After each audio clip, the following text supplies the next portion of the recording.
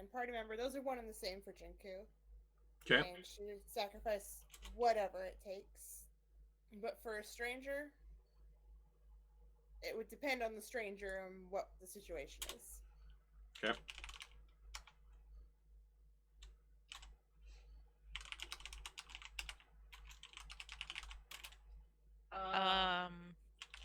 Zyara would sacrifice absolutely nothing for her family because her family has never done anything for her.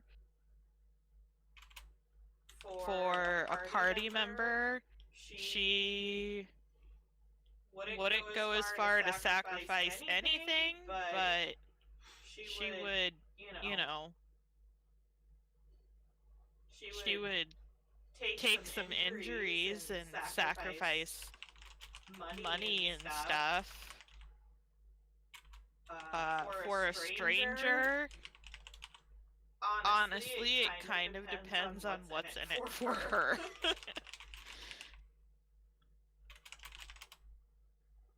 All right.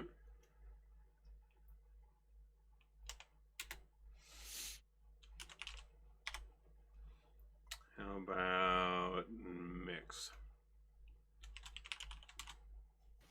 Well, considering my family's boo and my bitch of a goddess mother, nothing. For Fair. a party member, I take a blow for Jinku or Zyara. Aww. Oh, that's so sweet. For a stranger, depended on the situation. Like, if it was like a kid in trouble, yeah, Mix would risk his life. But if it was like a decrepit old man who was a sleazeball, he wouldn't do anything.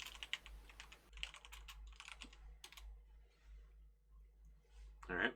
How about Torto? Well, Torto would sacrifice sending a nuclear missile to his family because fuck them, they excommunicated him. They are all dead. Depends on the party member. He'd probably protect Boo. Do anything to make sure he's okay, as long as he's not under mind control and whooping his ass. And the stranger, he would probably tell him to fuck off, unless it was super beneficial.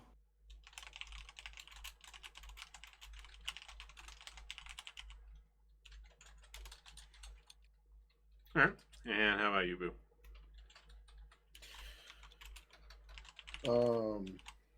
I guess the only family I have is Mix. And according to how I interpret things, I would sacrifice everything short of my life for Mix. Apparently, Mix doesn't feel that same way, but we'll talk about that in therapy later.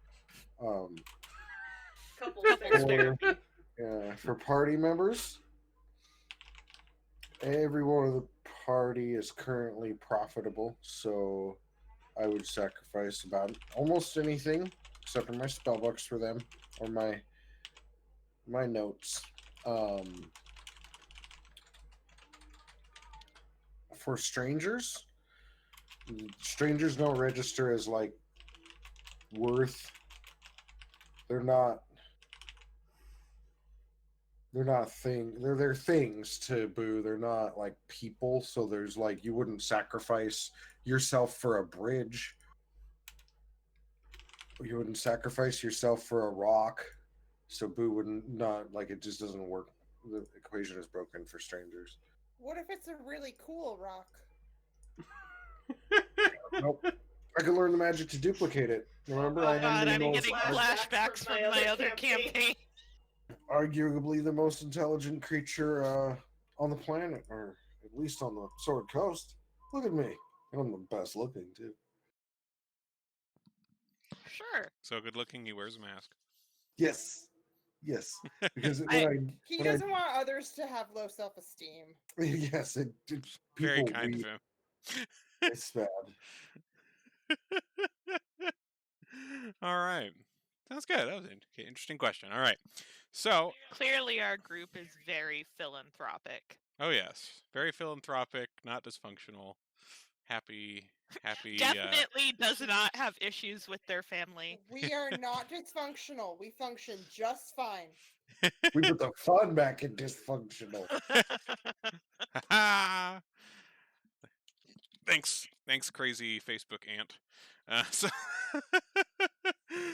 Hey. hey. All right. So, who wants to give us a rundown of what went on last time? I don't remember details, but I do remember laughing a lot. I remember there were rats. There were rats of extraordinary size. I Nope, remember mean, our neighbor betrayed us. we spent pretty much the entire session looking for who sabotaged the troll skull with rats. Oh, right, because they hired like were-rats, right? Yeah. Yep, they were drilling into the building.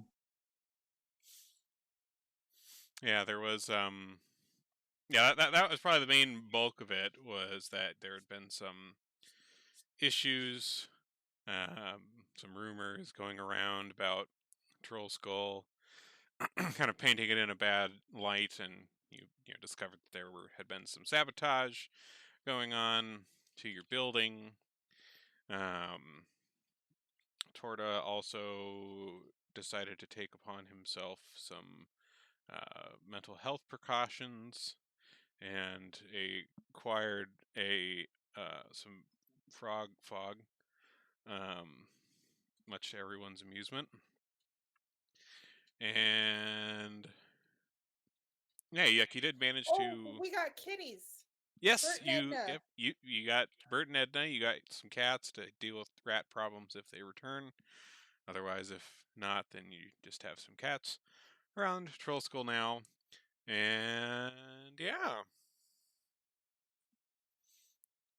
But you did manage to, like, you set up some traps and things. Like, you set up some kind of like tripwire, sleep potion, trap things outside the wall. Managed to get one knocked out, and took him to the city guard. And it seems like, at least from the kind of shoddy description that you got from the guy, it sounds like your kind of poor-spirited neighbor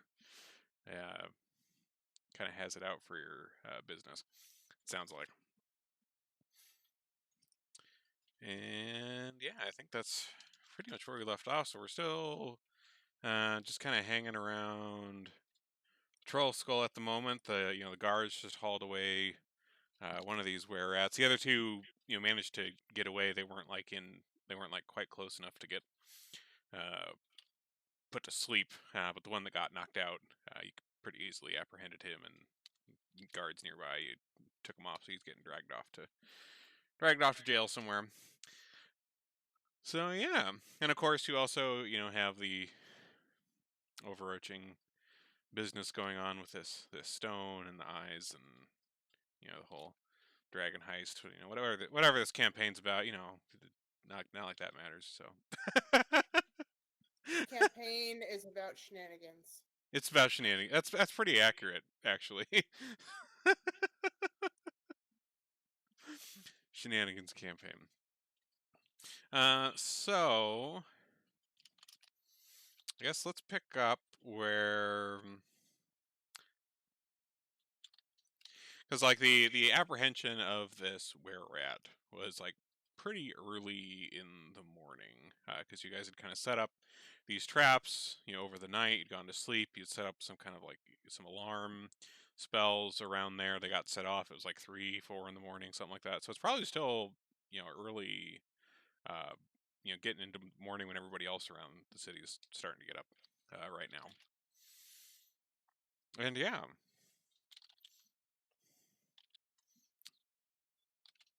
Anything in particular you're wanting to look into? You've got, a few different things to kind of poke around with.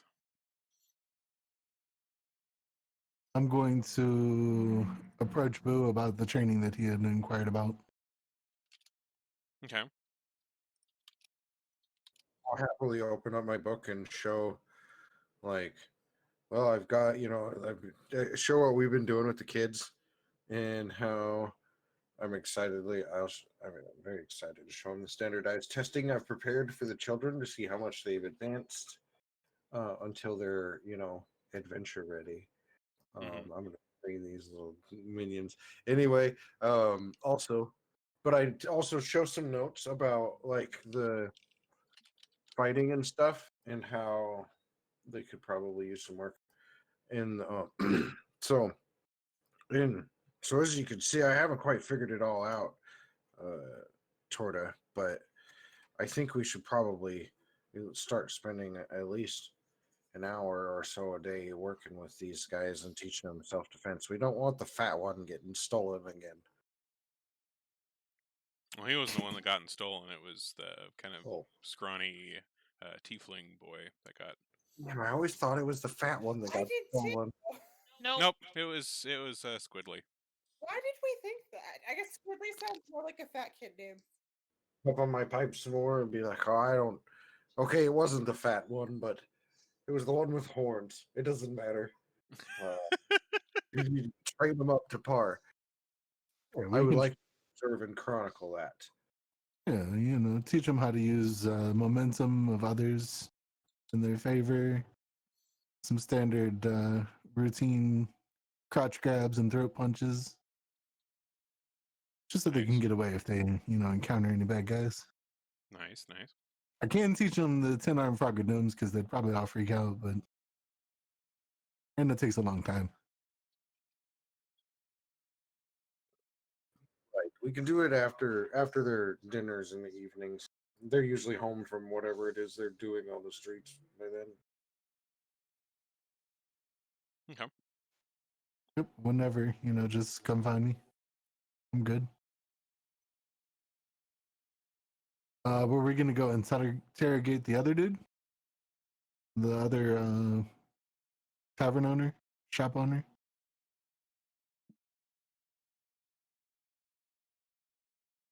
I I thought we were waiting until the city guard. We're gonna give him like 2 days. It's a long time. But yeah, we'll do whatever. I mean, we'll follow. For now, I'll follow group advisement. Okay.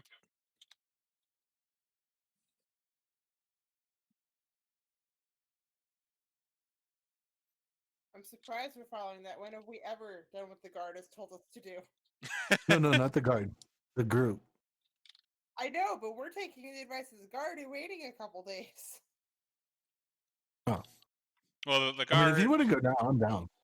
Well, like the guard didn't specifically give you like any sort of time frame. They just said that they would look into it and to not involve yourself, like You know what that not cause means. trouble. They're not gonna do shit. All right. Well, let's give them time to look into this. Let's further our investigation into finding the pieces to get this fortune. Because if I have more money, then I can spread the knowledge of my greatness, and then we can grow to be great in my shadow. At that, Jinku will kind of look at him because I'm pretty sure Boo is way smaller than her. She's not sure how that would work being in his shadow. Yeah, enlarge spell, obviously. I get the figurative shadow, an imaginary shadow. No, He doesn't think in those terms. I'll use prestidigitation to like make my shadow like 5 times in size or something. I don't know. I imagine it could probably do that. Just like sensory illusion. I'll make my shadow really big. Yeah, I'd it'll say that's definitely doable. With box your shadow, Jinku. You just kind of see this like long shadow just kind of slowly enveloping you from Boo. Kind of climbs up the wall behind you. Oh, okay. I didn't know how it was gonna work, Boo. Thank you for showing me. Yeah, literally is how it was going to work. So if I steal your shadow, does it make you lesser of a person? I think if you steal a wizard's shadow, it does make them a lesser person.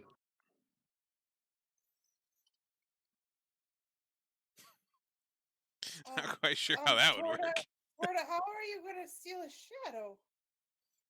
There's legends of abilities that can take the shadow. There's a monk form. Hands of the shadow. It's not a legend the Jedi would tell you. I bet my shadow has shrunk down a little bit, as like kind of subconsciously as Torta is saying this. Yeah. Okay. Yeah, I think so. Like, you know, then. So what's our? I'll be honest. I'm very interested in acquiring a lot of money to be able to better our position. So I've been trying this out, and I will use my one thing I got at level 5 for disguise self Yep. to kind of like chameleon change my face to look like I don't know, the guard or something. Okay. Sure. This might help us in our endeavors. I can look like someone else, and then we can kill them to do investigations. All right.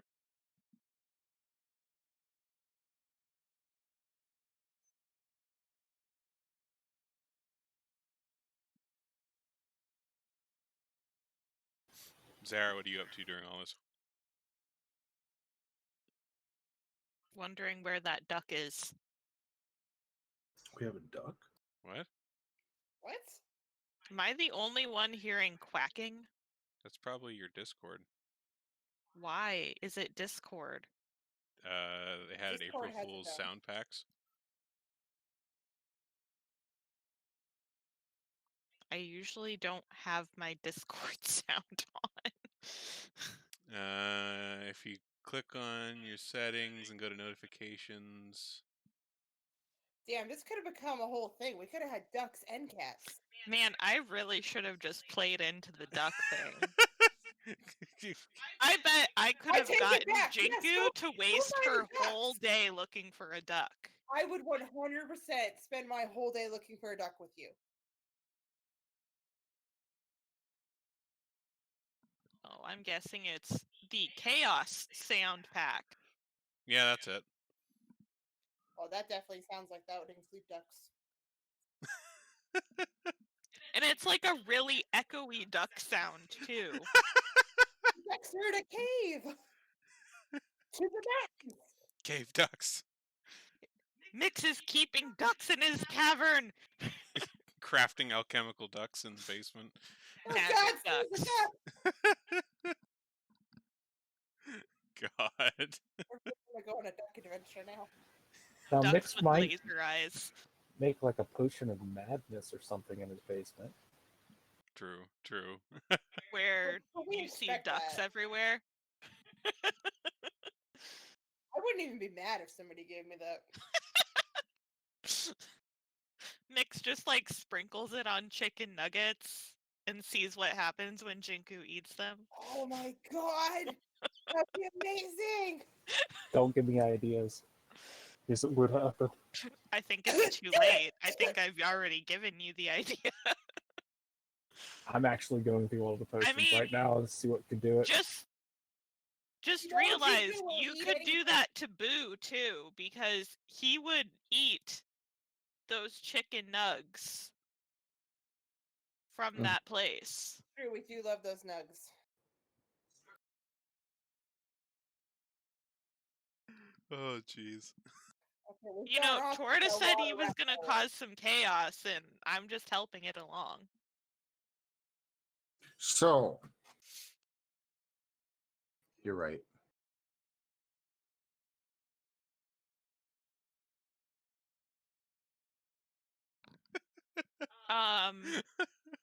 I don't really know what I'm doing.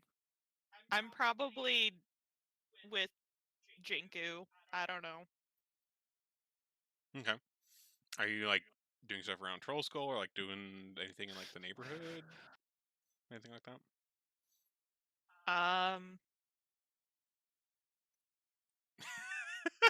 Nice, Jinku. Literally what happened. My damn cat won't stop running across the lap. The cat just wanted to play too. He's Bert's inspiration. Out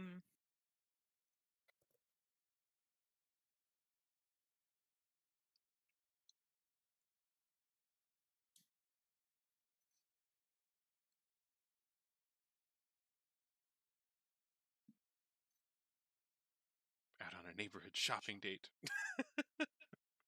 I can carry all the shopping. I am strong. True. She carries all the bags in from the car. One trip. One trip. I don't know. Zyara might be taking the kids shopping.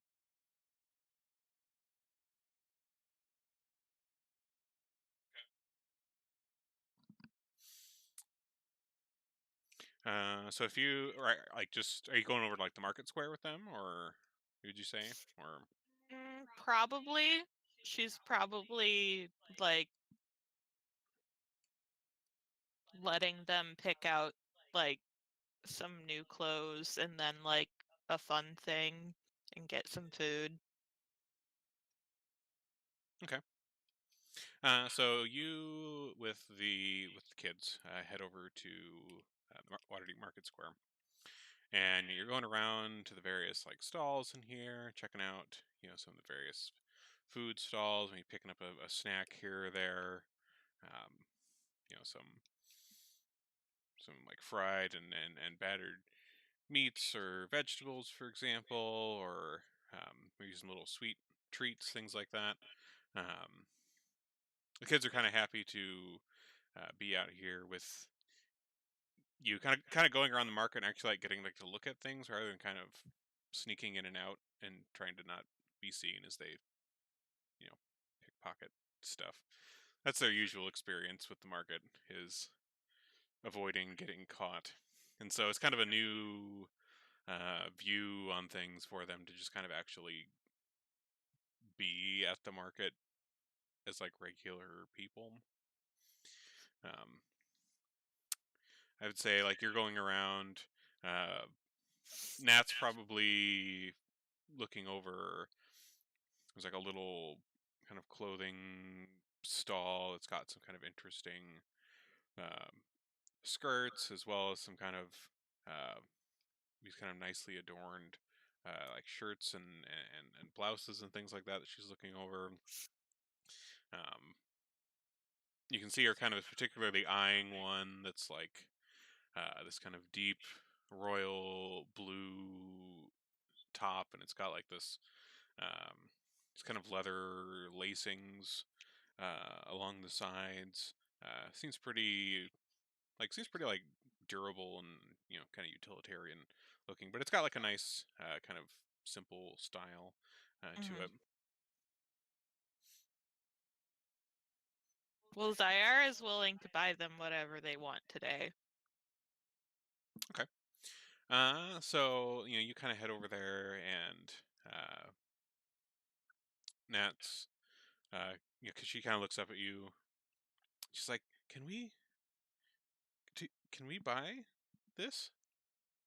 I don't know how Sure. much it costs." Go ahead and ask the shopkeep. So Nat kind of nervously goes over to the shopkeeper, who's kind of like a middle-aged elven woman, and she kind of cheerily sees Nat walking over, and she's like, "Oh yes, I think that would look lovely on you. For that, we'll say maybe a silver piece for that piece." So Zyara takes out a silver piece and hands it to Nat so Nat can purchase it. Okay. All right. So Nat kind of hands this over. So it's still kind of a little awkward in the process. Like again, she's not really used to the To actually buying things. actual marketplace uh, tactics. So, um, but it goes off without too much of a hitch, and she comes back with this uh, top just kind of draped over her shoulder. And like the other two, Jenks and Squiddly, they're currently kind of running among some of like the patrons nearby. They seem to be kind of amusing themselves, playing a little game of tag or something like that. With like the time you spent like over here with them, like you think it's probably getting close to like noon. After you've spent some time like walking over here and poking around the shops with them, and you think okay, like you've had kind of a good time, and you kind of start feeling like maybe you should head back.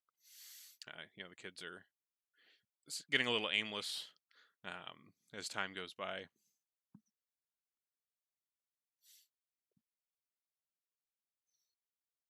Okay.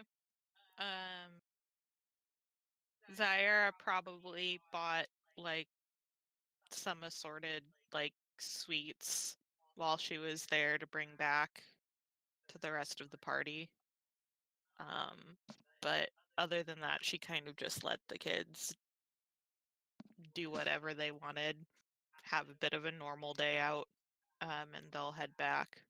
Okay. Got like a nice bag with some some tarts, of course. Gotta Well, have, yeah. among other things. Okay. So you're making your way back to Troll Skull here, and you're about maybe like a block and a half or so away. Give me a perception check. Oh no. Uh,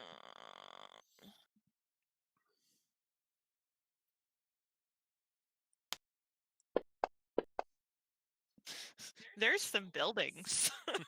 I am in a town. I am walking. I am Sayara. So as you're kind of walking along, the kids are kind of around you, like they're still, kind of running little circles around you, or at least Jenks and Squiddly are. Nat's kind of walking by your side, and like you're just kind of going along. You're carrying this bag of sweets, not paying uh, too much attention. It's been kind of a nice normal morning. It's been kind of relaxing, and suddenly, Nat, you see her kind of look quickly up at the building rooftops to the right of you, and she says, "Look out! Roll a dexterity saving throw for me."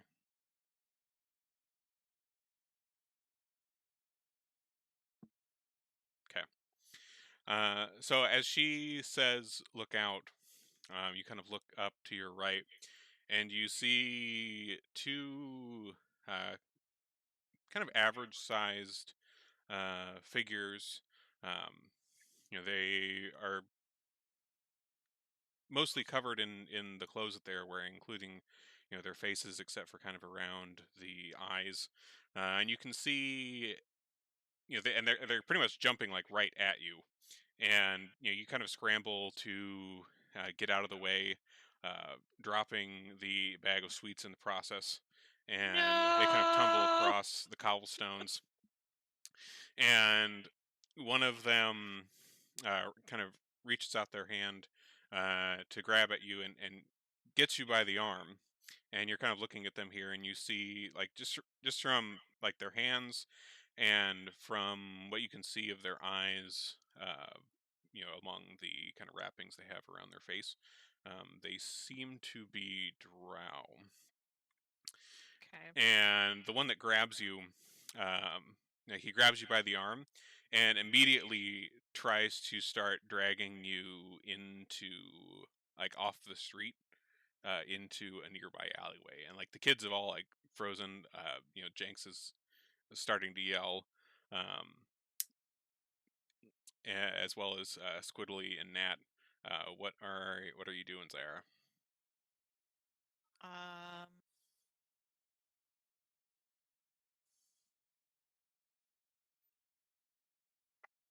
The other drow that didn't grab you, like he kind of lands beside you as well, and he seems to be more interested in kind of trying to get between you and the kids and kind of keeping others away, while the other one tries to drag you off the street.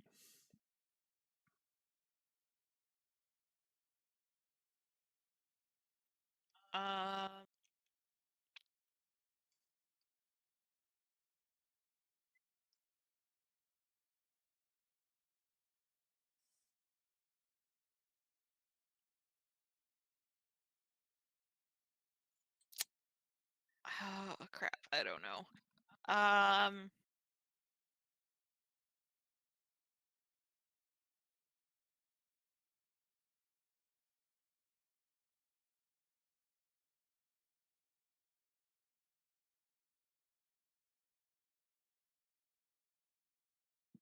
I guess I'll probably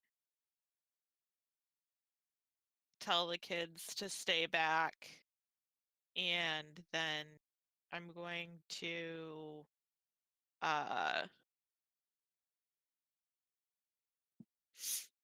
with the one that's touching me, I'm going to cast Inflict Wounds.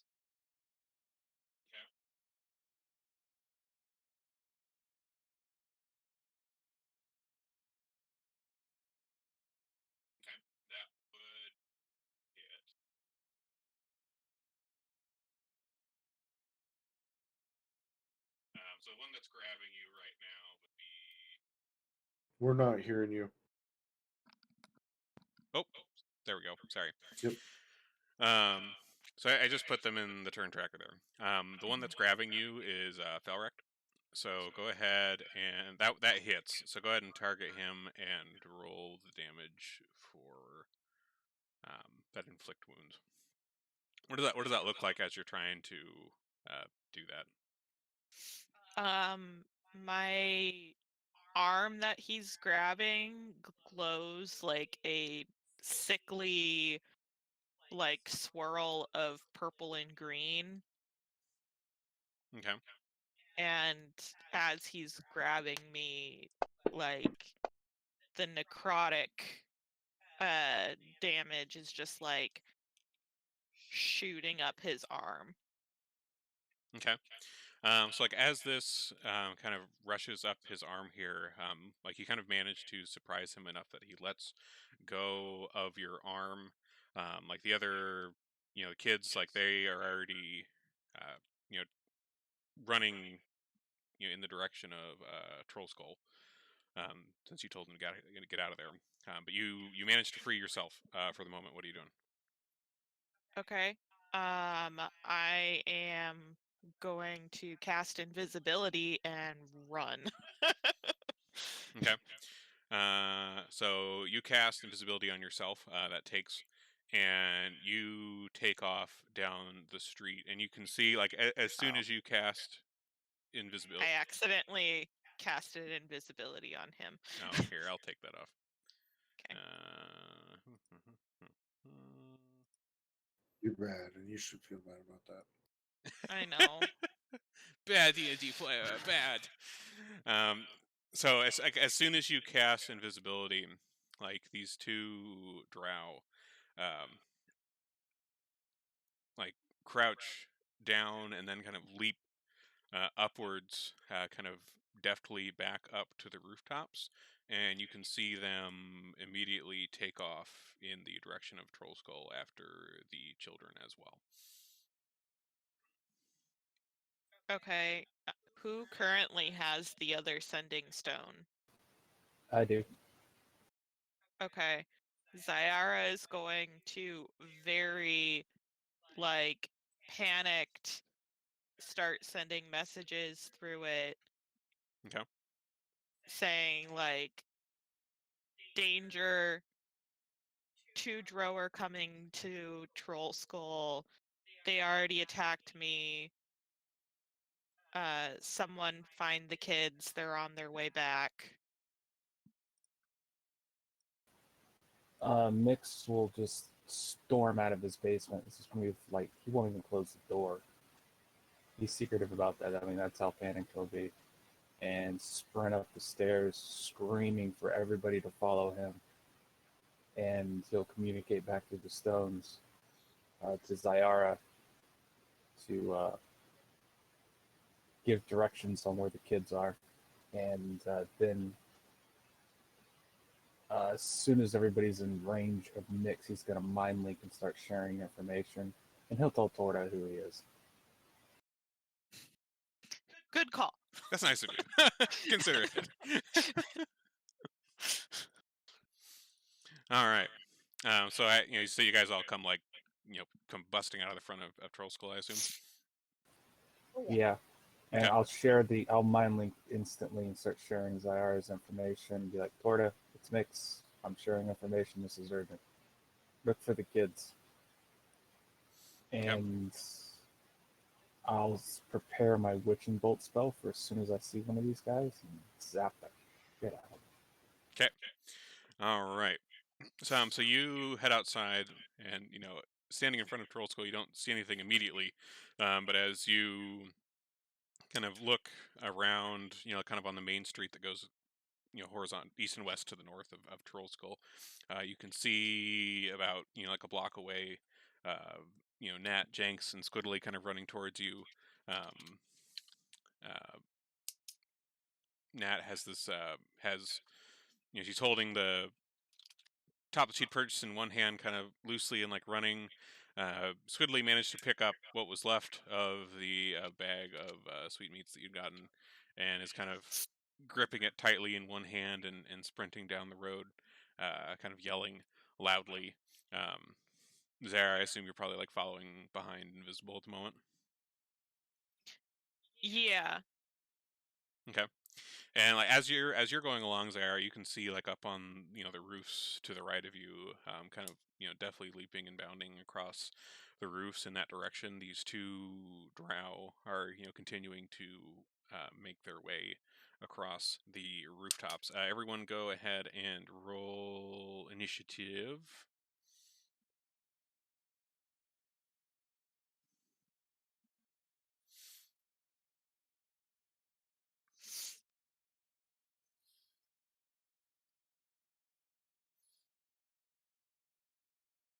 Oh, sure. Now I get a nat 20.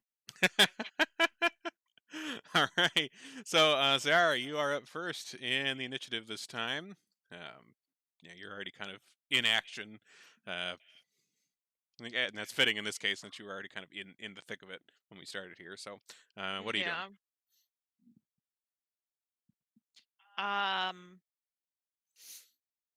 I am.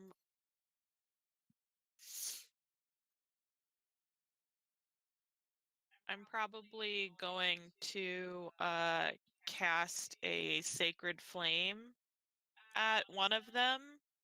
Okay. In part to damage, and in part because it'll alert the others where they are. Okay. Go right ahead.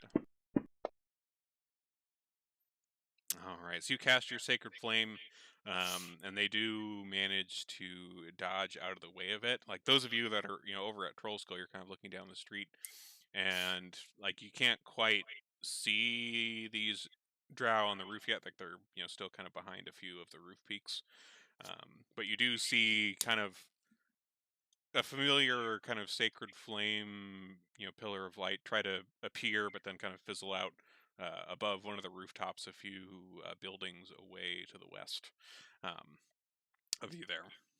Anything else, Sarah? And then I'm gonna keep moving. Because I assume they will also keep moving. Yeah. Hold on, let me take off the unlock tokens. There we go. Okay, now you can move around freely. All right. So that brings us to one of these drow up on the roof here. So he continues running up the rooftops here. Like on this red roof building that he's on, it's kind of a two-story building, and he kind of jumps down this smaller building here in between, which is the Froon's Brews. It's kind of a smaller one-story building, so he jumps down onto that, and you see him raise or kind of reach at his side and pull out this small pistol that he has, and you see him kind of aim down into the street, kind of behind you, Zara. Oops, that was the wrong thing.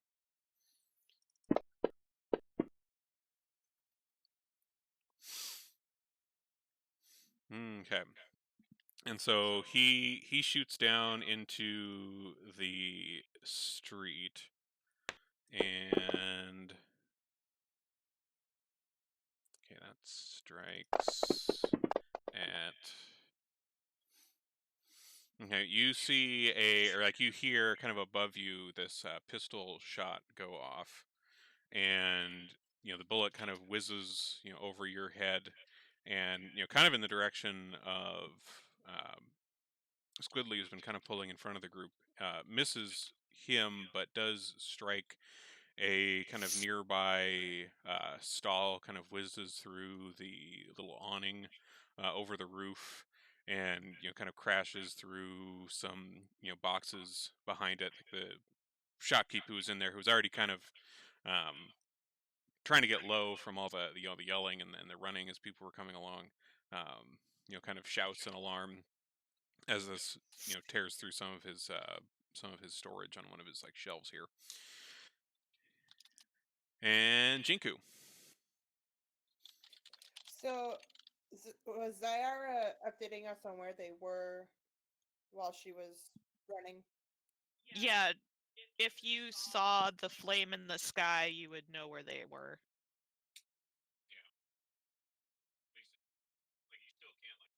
Can't hear you, Moog.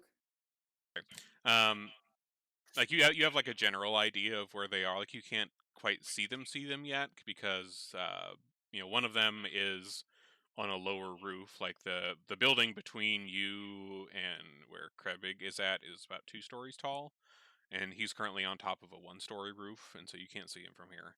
So we could probably easily discern they're coming this way. Yeah, you can definitely discern they're coming this way. I mean, that's where the kids are running from. Like they're running up the street, kind of where Zayar's at right now.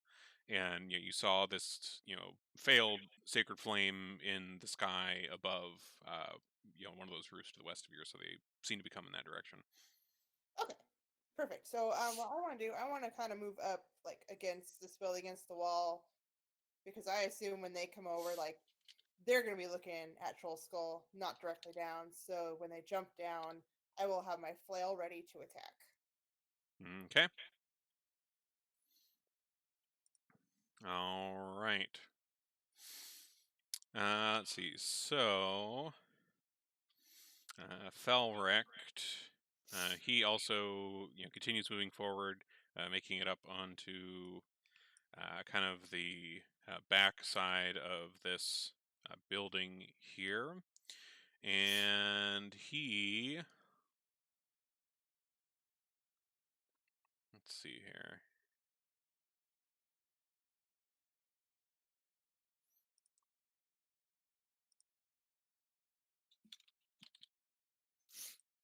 All right, you see him from where you are, Zara. You can at least see like maybe like the top half of him from where you are with like the way this roof is pitched, and you see him kind of like put his hands together in some motions that you aren't quite familiar with, and you see a kind of cloud of darkness kind of appear on the street here, kind of at this intersection. This intersection just north of Troll School just kind of fills with this. Let's see, how big is this? With this like kind of spherical cloud of darkness ahead of you here. brings us to Boo. To the right of you, you see this dark cloud kind of just start swirling out of the nothing, filling this whole intersection. The kids, like, they're running along with Zara here. They kind of go out of view behind this cloud. Of course, you can't see Zara. She's there, but she's invisible. What are you doing, Boo?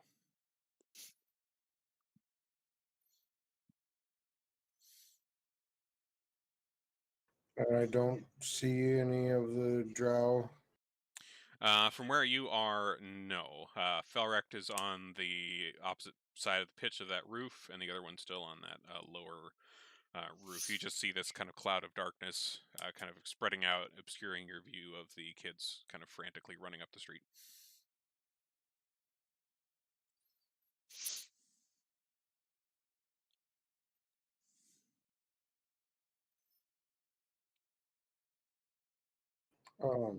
I will. I guess I will run into the darkness towards the kids. Okay.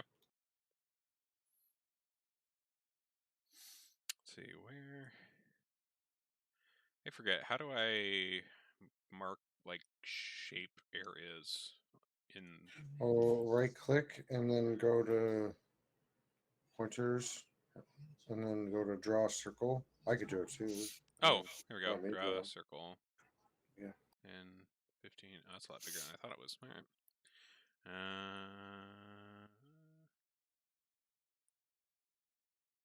There we go. Okay.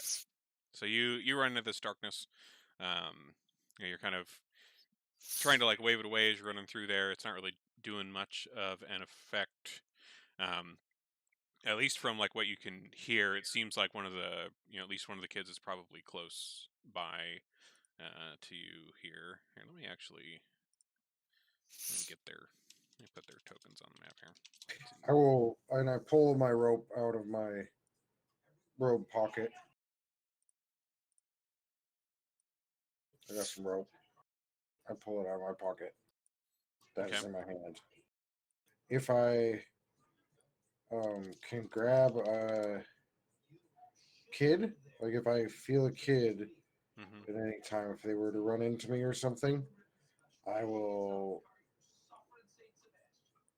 attempt to wrap, get the rope to them and cast rope trick and try and shove them up the rope. Okay. I don't know if I can. I guess can you move and prep an action? I can't remember. Yeah. Yeah. You can. I think that's more than prepare. I could do. But like if I feel a kid, I will cast rope trick. Yeah, that's like with you're preparing an action. That's fine. All right, hold on. Let me just get this last one here.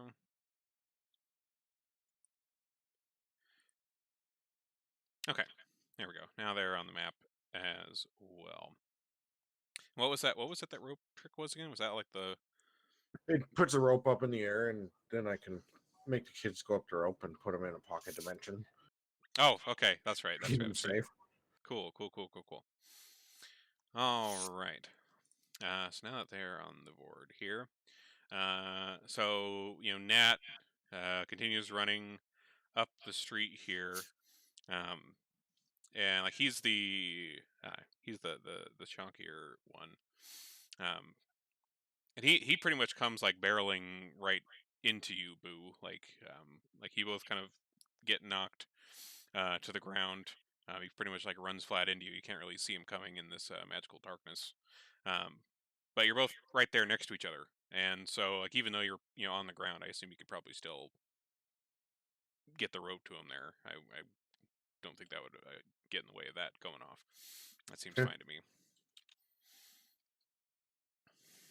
Yeah, I'll hand that to him and then cast that and say, "Climb this." Okay, and Nat, recognizes your voice here, and probably also felt the beak of your mask kind of jamming into his chest. So he knows who you are, and so he kind of grabs onto this rope and tries to climb up it as best he can, get into this pocket dimension you got going on. Squiddly, he continues running through the darkness here. Do you think these You orphans regret hitching their wagon to us? right, Not at all.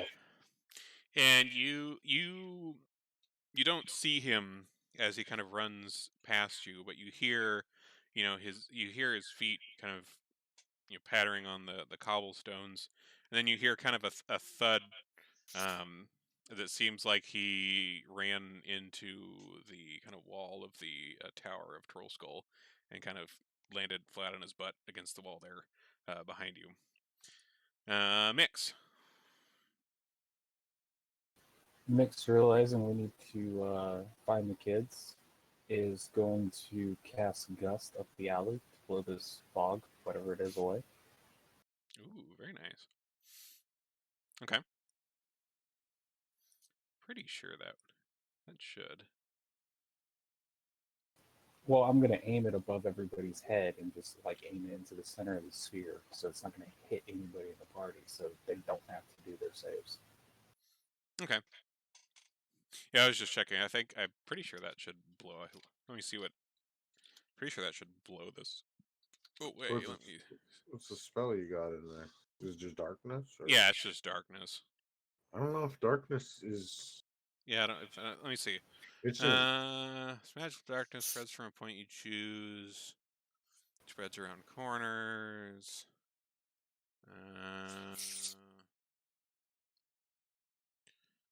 Yeah, it looks like the only thing that can dispel it is like a light spell, Okay. maybe. But yeah, it doesn't sound like it's like a physical like cloud you can like blow with wind.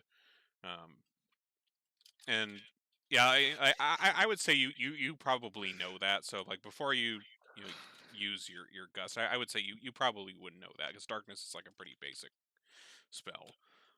Yeah, I misunderstood you. I thought you said it was a cloud. Well, that's how I described it. But yeah, that's what it looks like. But it's not like a physical cloud. But yeah. So go ahead and do whatever it is you would do then, knowing that that's looks like the darkness spell to you. I'm going to be running up the alley, grab my staff, and cast light on my staff and come up to about here. Looking for the kids. Okay. All right. So you run in here casting light, and manage to kind of shed enough of an area around. Like you see, Squidly on his ass. He's kind of like rubbing his backside here. You can see the bag of tarts and things is again kind of on the ground next to him, and you can see Boo here also on the ground with Nat next to him. Nat's kind of still kind of shimmying up this rope here. You can at least see them here around you. Okay, can I grab Squidly as a bonus action and throw him to follow Nat up the rope? Sure, we'll give you that. I'm gonna do it then. I don't care what I'm grabbing him by. I'm flinging him to Boo, realizing what he's doing. Okay. Do a. Why don't you give me a strength check with advantage on that? Adrenaline.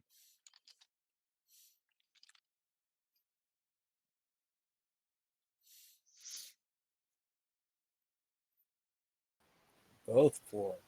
Ooh. All right, so you kind of grab Squidly, but probably like maybe like the side of his shirt.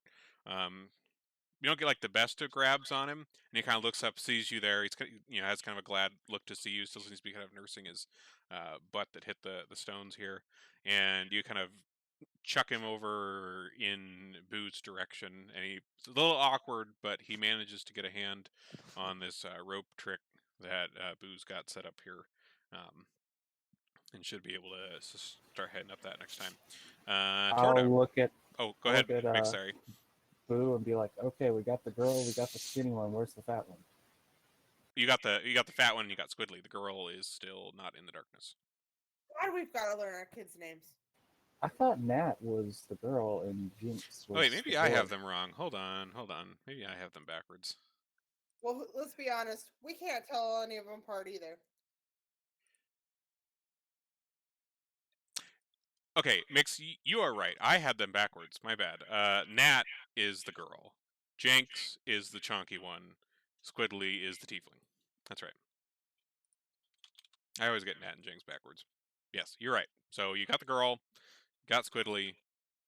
Chonky one is still behind where invisible Zara is, but you can't see that right now. That brings us to then Torta.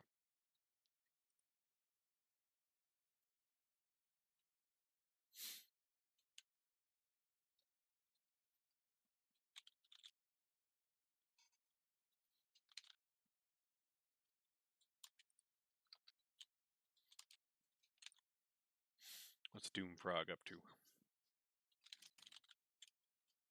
Growing 10 arms again?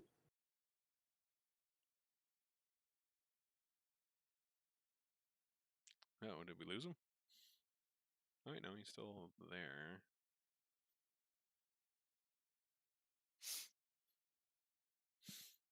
If you're saying Florida, are you muted?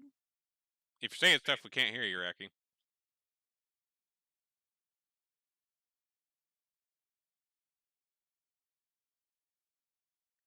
Uh-oh. We're up against Joe. We kind of use the 10-arm frog of doom right now. Yeah. Right? All right. Well, we'll come back to Torta then. Hopefully they return or figure out what's going on with their sound or whatever else.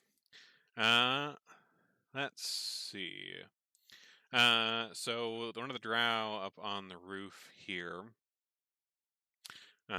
He runs up over kind of the apex of the roof here, and Torta, from where you're at, Mix, like you've got this light spell kind of dispelling some of the darkness kind of around you, and Boost, you kind of look up and see him here too.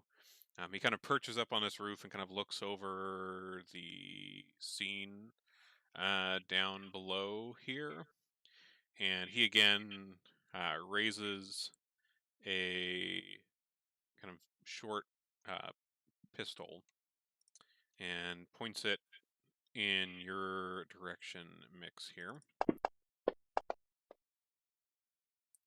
And misses. So you hear this shot go off, and it kind of whizzes past you here, Mix. You manage to kind of lean out of the way, and it thunks and kind of bounces a little bit off of the stonework behind you there. Zara. Me! Feels like it's been a really long time since my turn. Well, you were at the very top, and now you're at the very top again, pretty much. Um,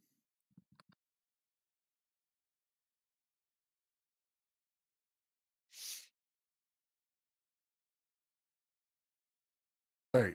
Sorry about that. I'm back. Oh, okay. Torta, hold on, Sarah. So if Torta's back, Torta, we'll say like you were the very last in the order last time, so we'll let you do whatever it is you were gonna do, because we just started the next round. So, what are you doing, Torta? Oh, totally not surprised by people. And have any of them crested the roof that I can actually see, or are they just kind of tucked in the bay? Krebig he's like at the apex of that building right in front of you guys, yeah.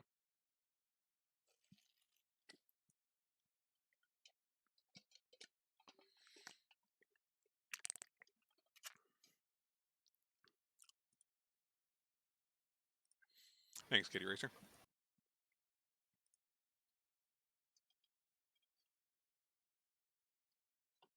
Trying to figure out if I can see him or if he's still too the angle for me. Krebig you can see, because he's at the apex of that roof that's right in front of you. So it's a 2-story building. So he's like 2 stories, like 2.5 stories up, because he's at the top of like the point of the roof, kind of straddling it right now. Like he just fired a pistol shot off in Mix's direction. All right.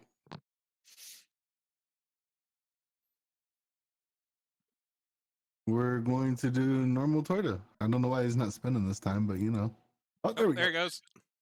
He's winding up. He's gonna pop up and come down with no frog arms yet. Just 2 regular punches.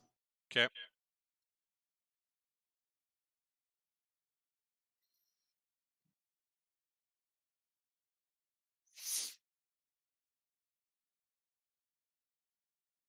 Damn.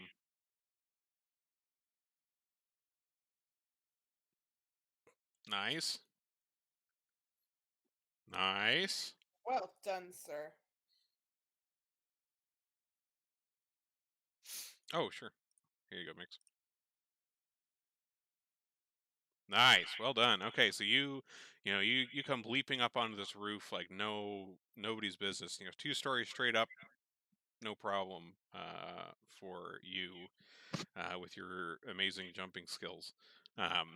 And he seems a bit surprised by this. Actually, I don't think they expected this kind of mobility.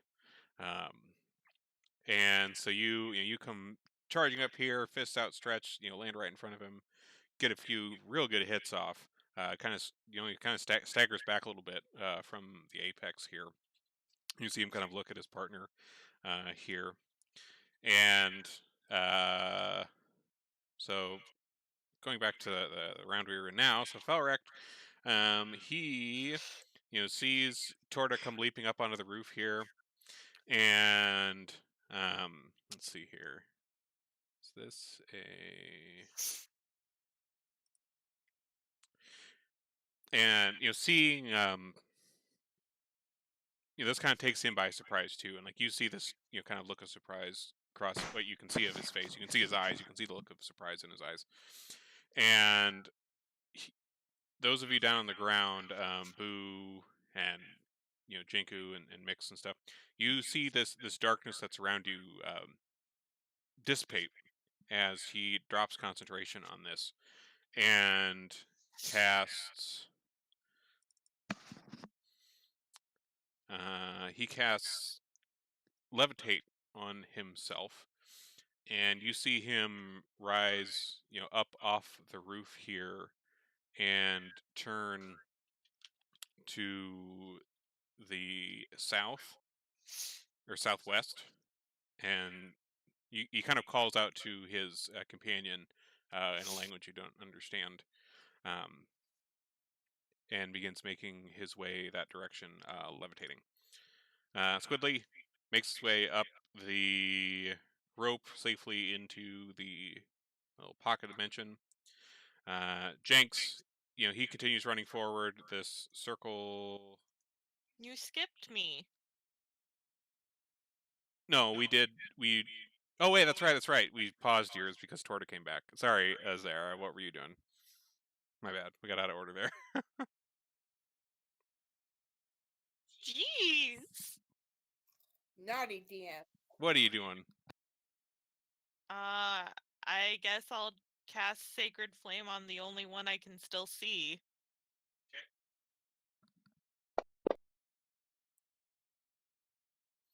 All right. Again, he manages to save against that sacred flame. You all kind of see the flames begin to descend and kind of fizzle out before they get to him once again. Anything else, Sarah? So I did see that other one move, right? Since I'm over here. Yeah, you would have been able to see him. You and Torta both. You would have seen him levitate off the roof and begin kind of Okay. making his way through the air. And I can go through this alley, right? It looks navigatable. Yeah, that alleyway is navigable. Mm-hmm. Okay. Then I'm going to follow him. Okay. That's it. Okay. All right, so the kids. So Squiddly, Jenks, they both get up into this little pocket dimension that you got going on. Boo, Boo, you're here. The darkness around you dissipated as he dropped his concentration, and the kids are all kind of clampering up this rope of yours. What are you doing?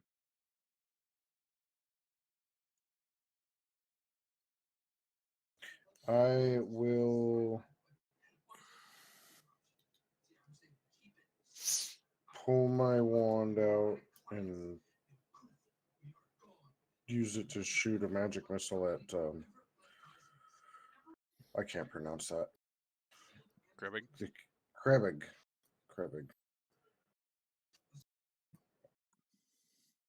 Okie doke.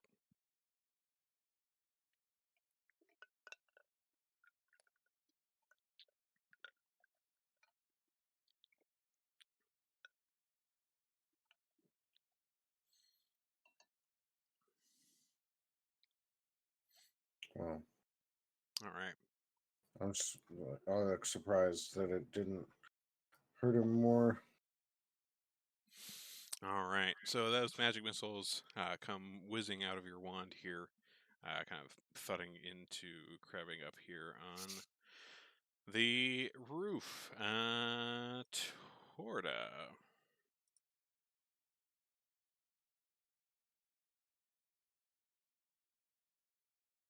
We're going to keep punching. Okay.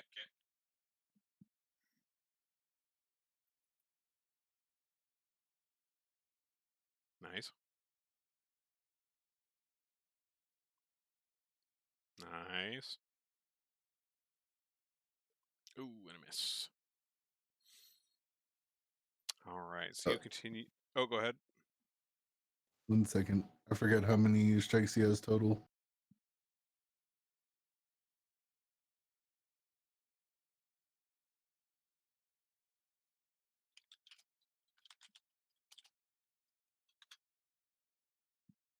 Yeah, we're good. Okay.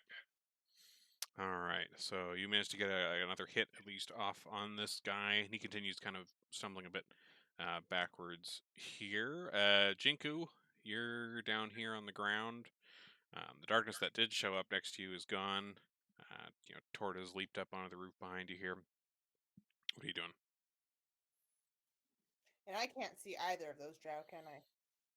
No, not really, since you were kind of pressed up against the wall there, thinking they were going to jump. I'm still mind linked, so I would have been sharing information. Okay, yeah, so We you would- do at least know what Mix can see. Like, you can't see them yourself, but you know the ones up there. Okay, but Mix doesn't know about the one that flew to the south. Mix wouldn't have like a very good view of him, but he probably would have been able to see him like levitate.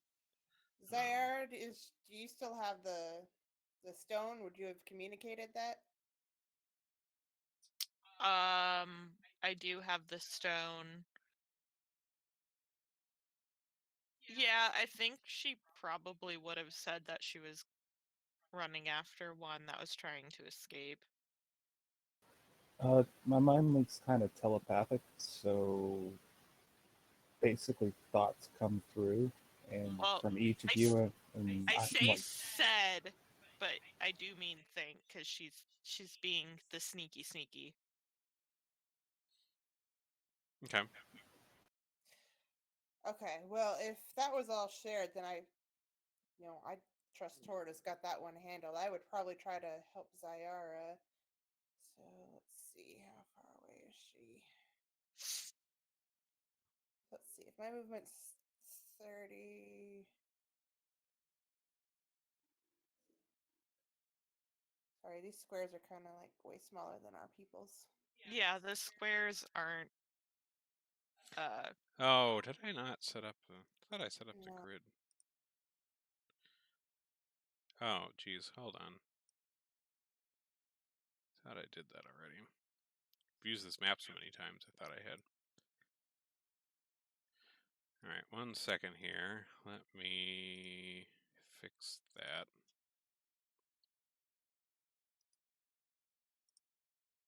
And I'm kind of thinking I'm going to have to dash to get to her anyways.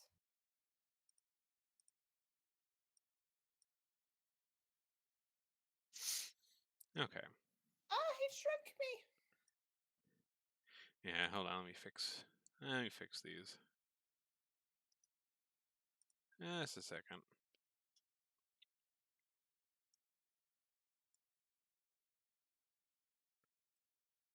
Let me just go down the list here.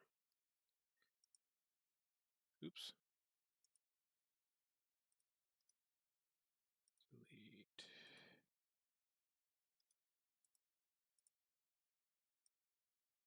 Re-add.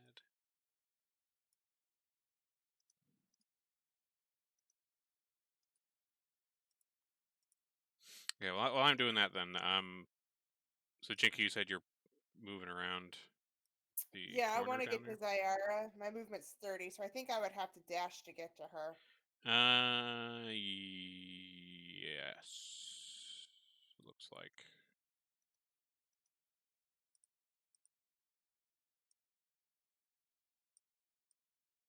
Yeah, I think dash would get me like right to her.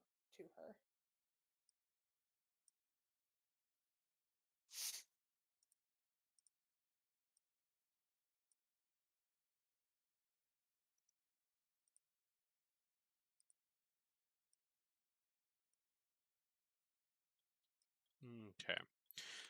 So you run around the corner here, and like, I mean, you can't see her there, but you do see, like, kind of up in the air above the kind of alleyway here is this drow kind of levitating through the air, moving to the southwest. And I probably would have like yelled at him to get his attention. Okay. And you see him kind of glance in your direction, but he continues, moving away. Let's see.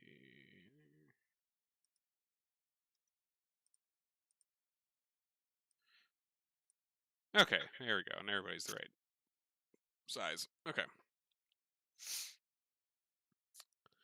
All right. Anything else, Jinku, besides that? That's all I can do. Okay. All right. So Nat, now that this darkness is gone, how do I get rid of a shape? It's kind of the same thing. You right click and go to pointers, and there's either a remove this or a clear all pointers. Ah, perfect. Cool. All right. So Nat gets to you, sees the other that Jenks and Squidly have both gone up here. Or sorry, no, Jenks was the one still running. Nat and Squidly are already here. Jenks, the chunky guy, makes it to you and starts, heading up this rope that you've got here, Boo, as well. So they are all safe in your little pocket dimension thing. Mix.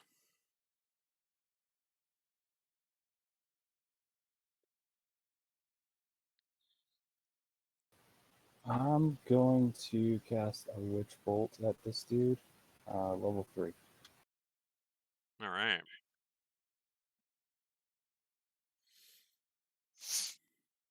Hopefully I hit, because I've been rolling like crap tonight. Whoo! You do. Nice. Very nice. All right. So this witch bolt comes crackling out of you here. Level 3 cast. Strikes this guy. He is definitely not looking so great up here on this rooftop. Anything else at the moment, Mix? Nope, but that hits at the beginning of his turn until I lose concentration. Nice, nice. All right, Boo. Kids are all in your dimension.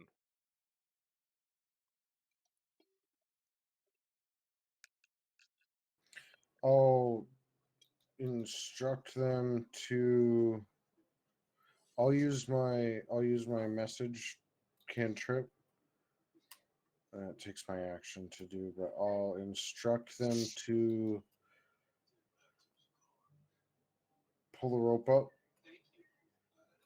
and pull it inside of the hole and to wait there. And I'll just tell them stay there, no matter how long it is. Stay inside. It'll go away after an hour. Okay. And that's my turn. Okay. Squidly up in there does so, pulling the rope up into the hole. Torta. That disappears now. That whole rift in space is gone. Oh, nice. Okay. Oh, we're gonna continue pounding into this guy. Looks like hamburger. Oof. Or not. Oof. Seeing that both miss, I'll hit the key point to use Flurry of Blows for 2 more hits. All right. Fire away. Ooh. Ooh, nice strike. All right, so you finally get a hit off after a couple of dodges here, and he kind of lurches backwards, kind of falling back, and kind of slides down the rooftop here. Anything else, Torta? I'm gonna take eye on the guy that's levitating and start moving.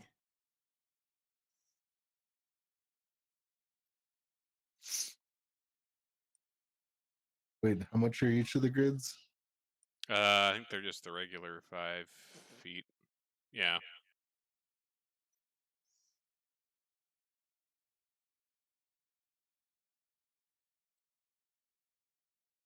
I'm gonna just track him as I'm moving around. Okay. Okay.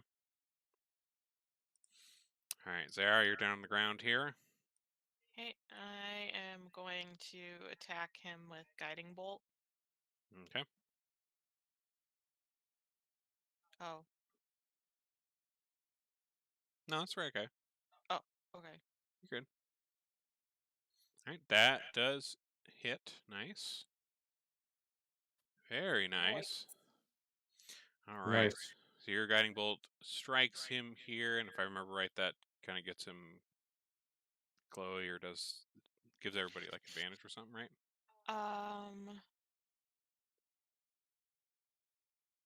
Yep. Yeah. Cool. Is All right. levitation a concentration spell? Let me double check real quick.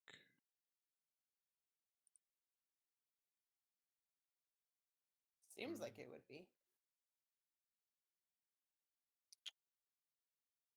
It is. It looks like. Hold on. Why isn't that on him?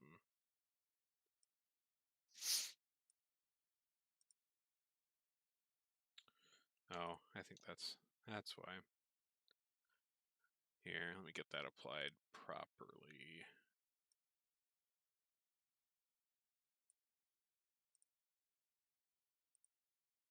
Oops.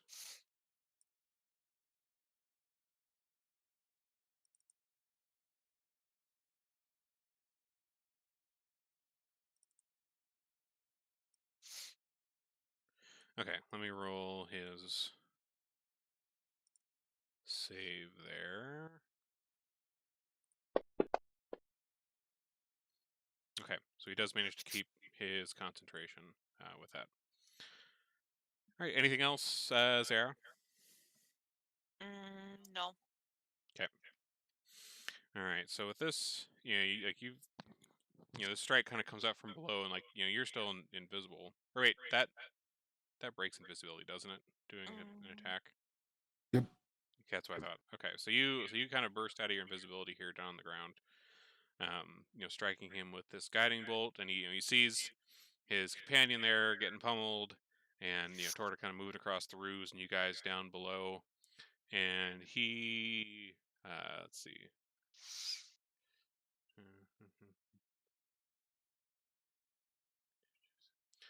He takes off at a dash here through the air to the kind of southwest in that direction. Mix. Mix is gonna go up on the roof. There's benches and stuff here, so I'm assuming I can get up there easily. Oh yeah, there's definitely ways you could get up on the roof without too much difficulty. You got various little stalls. There's probably some, ladders and things or railings you can get up. It's maybe like a little tricky, but you should be able to get up there. Yeah.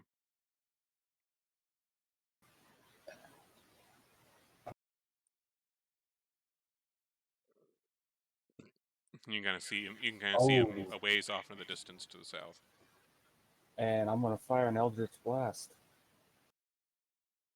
Okay. I have increased range. She's just within my range. Ooh, nice. Do it! Get him. Oh, damn it. Wait, that's the advantage roll on him? Oh, Yeah. nice. Oh, nice. You get advantage because of my guiding bolt. Nice. And a critical hit. Damn. Nice. Very nice. Well done, sir. All right, so you come kind of clambering up onto this roof here and just sniper this Eldritch Blast kind of arcing across the entire alleyway at this guy, still over there in the distance. Let's see, he still don't know why that didn't. Here, pumpkin, get down for now. Thank you. Not sure why that didn't roll his concentration still. Let's roll it here. Still managed to keep concentration. And let's see, this guy is dead. Let me take him off. Okay. Anything else besides your? Well, I guess you moved and you blasted. So unless you got a bonus action. No, I can't. I Okey-doke. can't. Nothing I have bonus can get anywhere near him. Cool. Okay. All right, Jinku. You're down here on the ground. This guy's taken off. You can't quite get a good angle on him from where you are down here on the ground. He's starting to kind of go behind some other roofs to the south of you here. Do you just continue down on the road, or? I'm gonna just dash and run after him. Okay. That's all I can do. Okay. All right, and the kids are in the hole. All right. So, let's see. Looks like top next round we get around back to him again, and he continues dashing to the southwest, trying to get away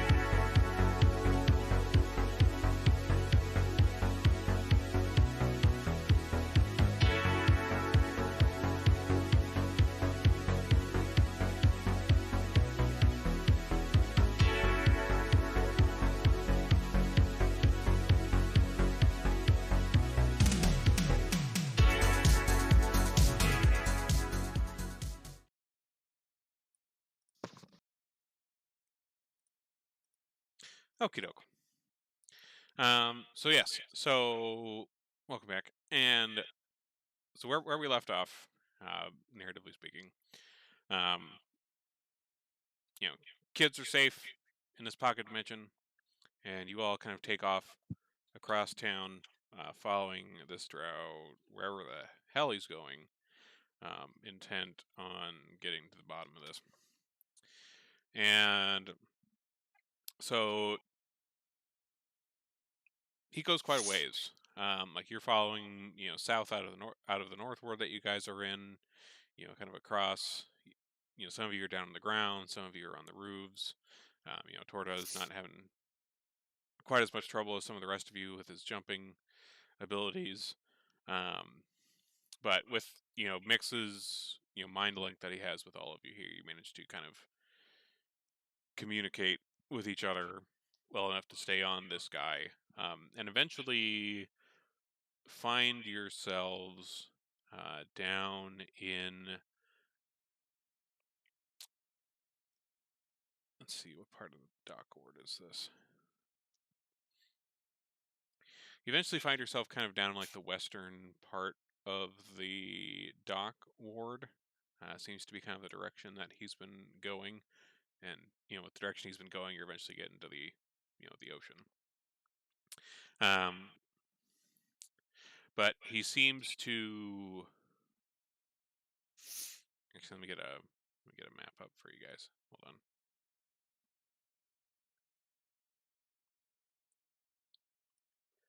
Oop.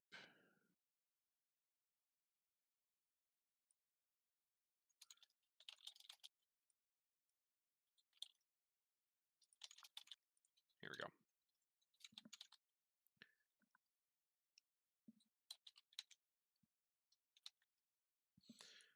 Okay. And let me get you guys on here.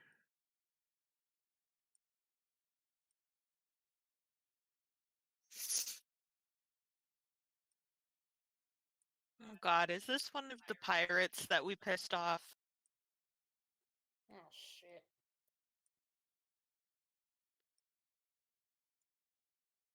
I don't like the fact that he's not replying. Oh, no, I'm Right? just getting things. I'm getting things put on the map here. Sorry. Okay. So yeah, so you find yourselves down in the dock ward here. In this particular part, you haven't really been in before. Like last time, you guys were in kind of the dock ward area. You were kind of down towards more of one of a kind of the main active docks. This would be that would be kind of to the east of here, ways like maybe a couple of miles or like a mile or so. But this part of town is a pretty run down part of the dock ward. Like as you guys are kind of getting into this neighborhood here, it like reeks of fish, and a lot of these buildings, like there's a lot of these kind of small ramshackle buildings around you here. Quite a few of them seem to have some kind of fire damage.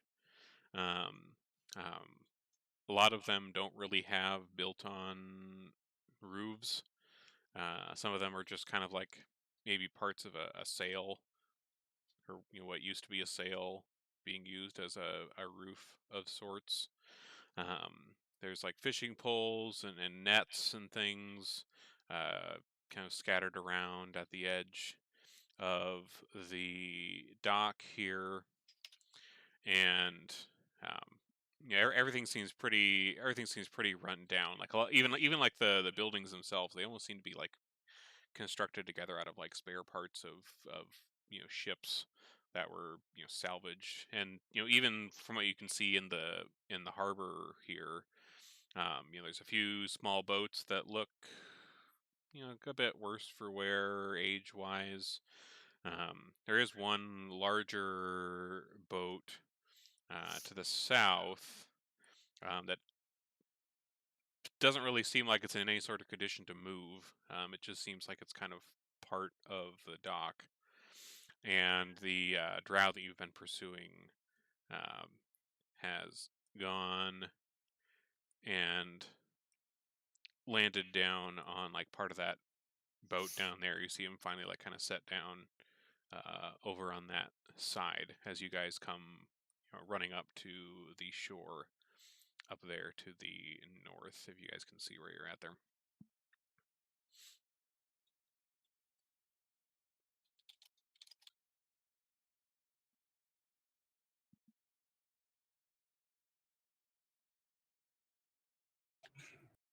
Okay.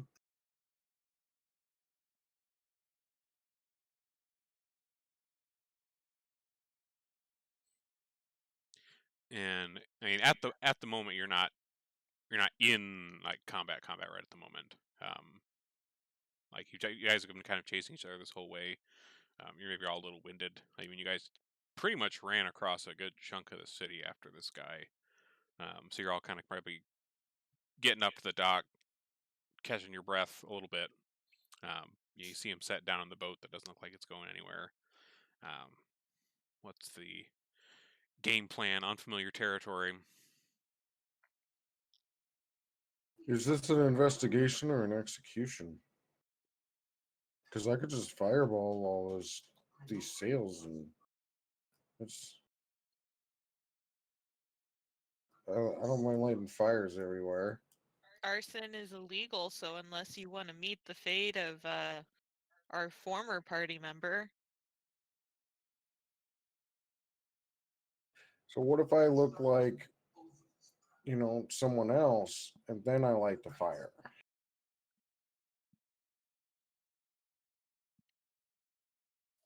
We don't or know we who could all is avoid fire. inside. Does it matter who all's inside? Our enemies in there, and we know that. What if there's innocent children in there? What if there's innocent children in there? I mean, from what you've like seen, like this area, like well, it is pretty like run down. Like most of these, like you can't like see inside a lot of these huts. Like I didn't bother to like mask every individual little hut because there's a shitload of them. But like you've seen like other people around here, kind of impoverished looking fishermen. Others that seem to kind of live in this area.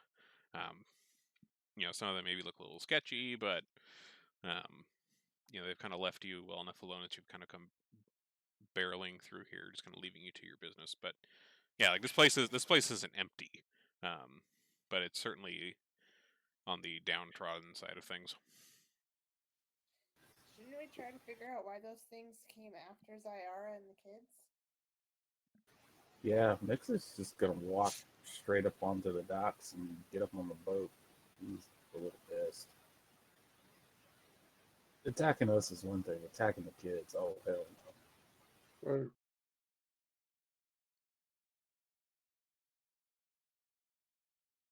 I'll follow Mix. I'm gonna take a different route across the water. Okay. Oh, hold on. Let me unlock the tokens here. Hold on.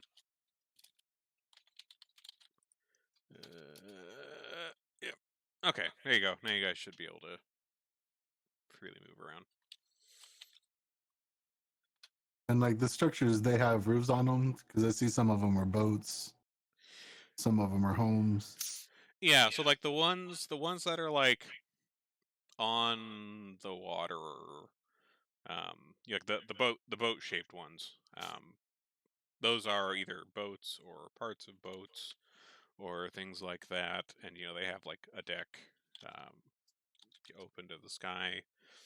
Most of the kind of more square building-looking buildings, they are enclosed, whether it is by what remains of like a roof or a sail being used as kind of a tarp, or but yeah, like most of these other buildings, kind of on the western side of the map, are buildings. Oh, Jinku's token's missing. No, it's not. I'm by Mix. Oh, really? Oh Boom, yeah, right yeah, there it behind is. you. Oh, I'm sorry. How can you miss me? I'm a giant elephant. Yeah, my colorblindness came into play with this background. Like I can barely see my. Yeah, Only it's reason I can really see my everything token mixes is in. Okay, It's so hard. that's just blue. me. Oh, I'm sorry. Torta's going to use the boats to his advantage. Using his leap ability to come down this way. Okay. So here, let me see. Let me see if I have a different map for this. That's gonna be easier to read. 'Cause, like this map like looks really nice, but it's got a lot of clutter on it, and I know it's probably hard for some people to read. So let me see if I have one that Oh. looks better for you. No, it's easy to fine. be. Yeah, I it's just- readable. We'll figure it out. Don't worry. Oh, okay. All right. I do have one that's a little simpler layout. Don't worry about it. All Let's right. go with this. All right. Okay. So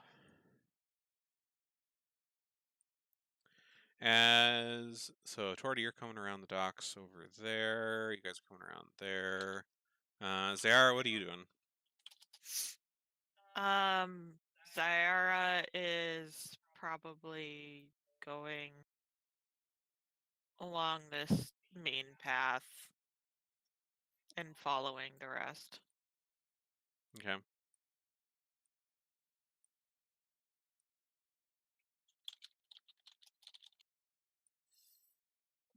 All right.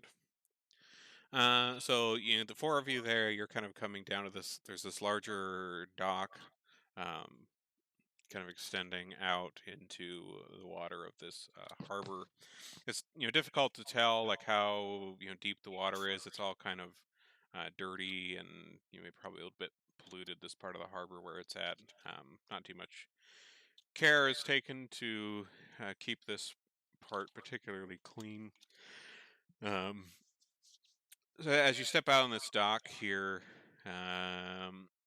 you can see this drow that you've been chasing after. He seems to be kind of up on the back of this boat up here, seemingly kind of nursing his wounds. And let's see. Roll a perception check for all of you.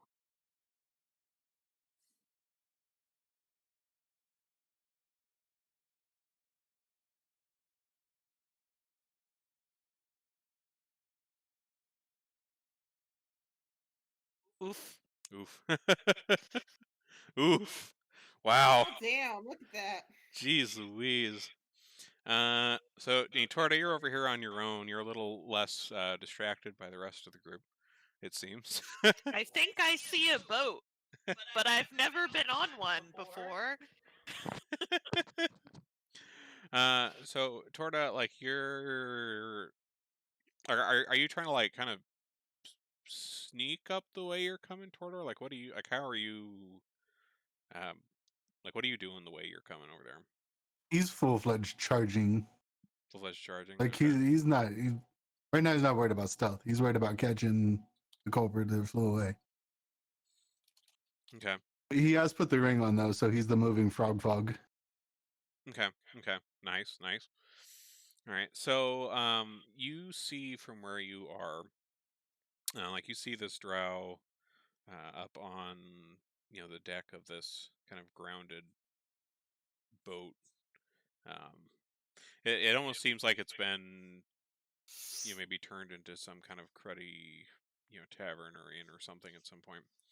But you see him up there on the deck, and you see him kind of looking in the direction of the rest of the party, and you see him, like you see his mouth move, but you can't hear what he says from where you're at, and you see him make some hand motions as well, kind of in the direction of the rest of your bunch.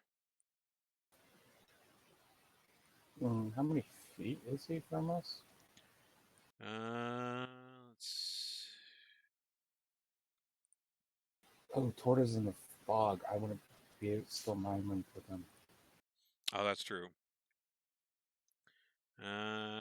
He is like 100 feet away from you, Mix, right about, and up on the kind of deck of this grounded boat here. So where you guys are at, like the four of you over there, like if you were, well, I guess you wouldn't notice this because your perception was kind of off there, but Torta saw that. I don't know if you want to try to do anything with that information, Torta. If you're in your fog or if you're just. I would react. I mean, my reaction would be go to pound his face. Okay. And he's only 60 feet away from me, so that's full movement. Okay. So if you're going to do that, everybody go ahead and roll initiative again, since we're starting a new thing here. Oof. Well, Torta went good at least. Yeah, okay.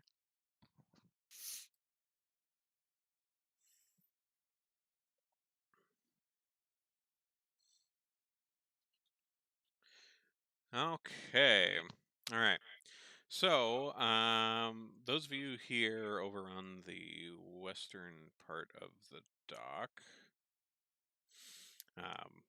this drow up on the boat here is, saying something, making some hand motions that Torta saw. You guys didn't notice this part, but let me grab that. Come here. Okay. So Zara, from where you're at, you hear kind of to the south of you, kind of the cocking of a pistol, and you see kind of stepping out from kind of an alleyway between these two ramshackle buildings to your south. Another one of these drow that you've seen before raising a pistol in your direction. Yeah. All right, and he misses that shot. You all kind of hear this, ring out as his shot fires, and it kind of goes into the kind of damp wood behind you there, kind of a wet. The guy up on the boat, he continues kind of making some hand motions and, speaking to someone, it seems. And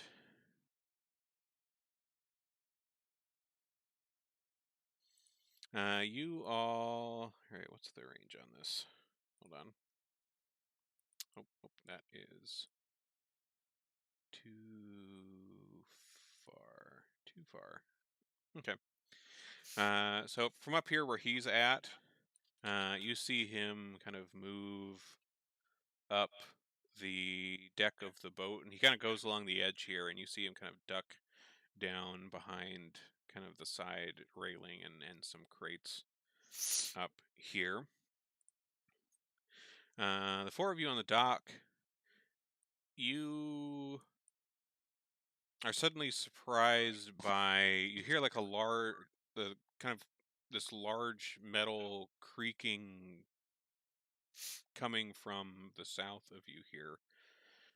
And after a moment, you see this disturbance in the water to the south of Nope. you, Mm-mm. and this kind of barnacle encrusted metal form surfaces out of the water here.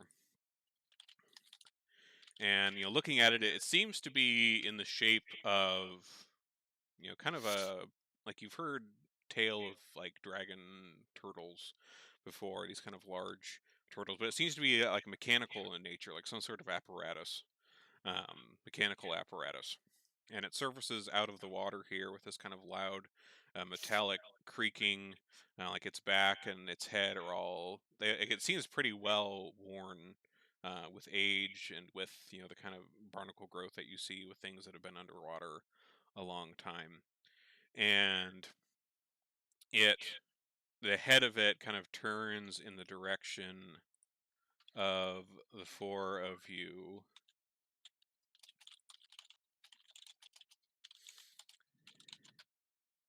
And it lets out this massive cloud of hot steam out of its mouth in your direction.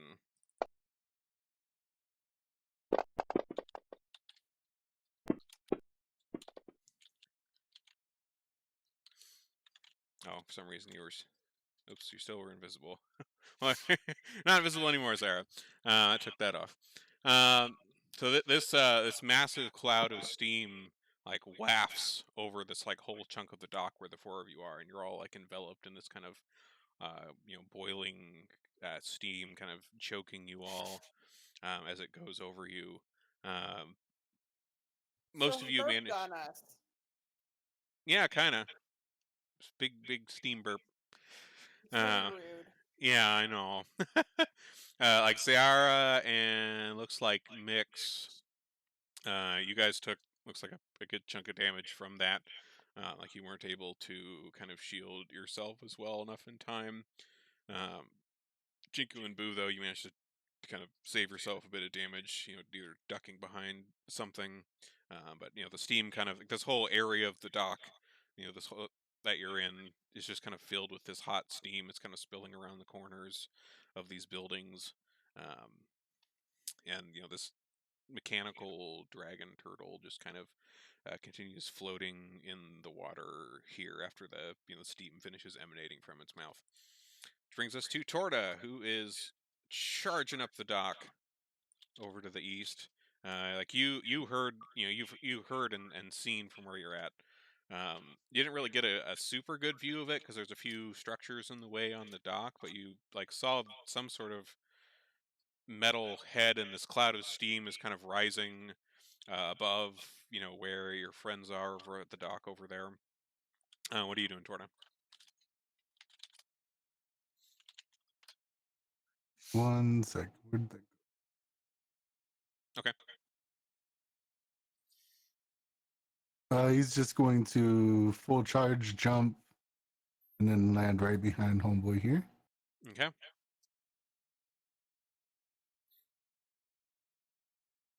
Hopefully giving him a nice little fright. Yeah, I mean, That's all I got in. Okay. Oh, is that like a dash you did there? Yeah, double movement. Double movement. Okay. All right. So you come plunging out here. You're still like you've got that that ring on still, so you're just kind of this mysteriously deadly cloud comes descending over the edge of the rail here behind him. Here, he isn't quite sure what to make of it. Ooh. You know what? I wouldn't move up right onto him. Okay. I'd still want to be kind of, because I don't know. Does he notice me? Like, because I am a fog frog. Let me roll for Because that. I kind of want advantage coming behind him. Let me see. Let me.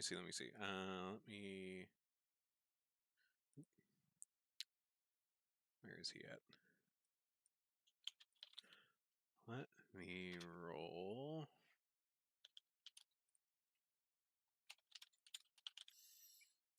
Let's see. That would be wisdom for perception. Okay. He does not see you coming up that way with that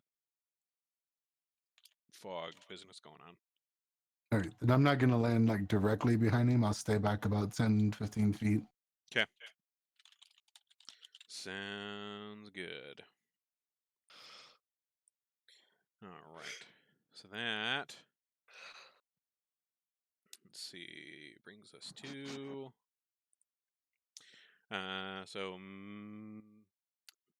the four of you, you're over there on the dock, still kind of trying to wave this kind of boiling steam away from you here, and you see Mix kind of on the dock between you and the guy that's up on the boat. You see another one of these drow, dressed a little differently from the ones that have been kind of going after you before. kind of step out of a little passageway on the side of this boat here. And he points in your direction here. And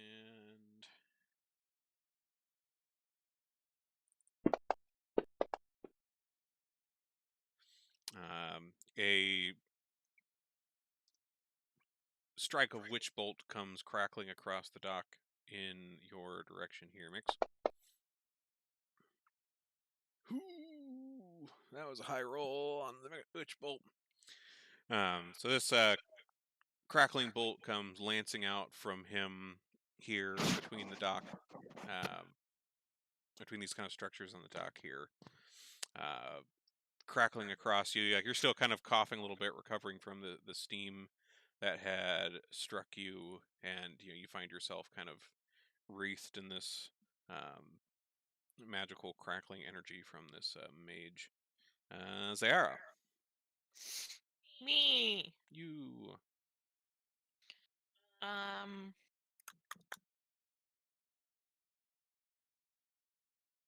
I'm probably gonna target the dude that shot at me. Mm-hmm.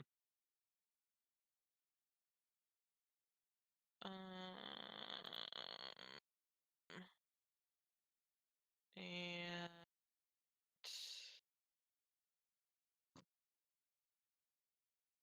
I'll do my crossbow. Okay.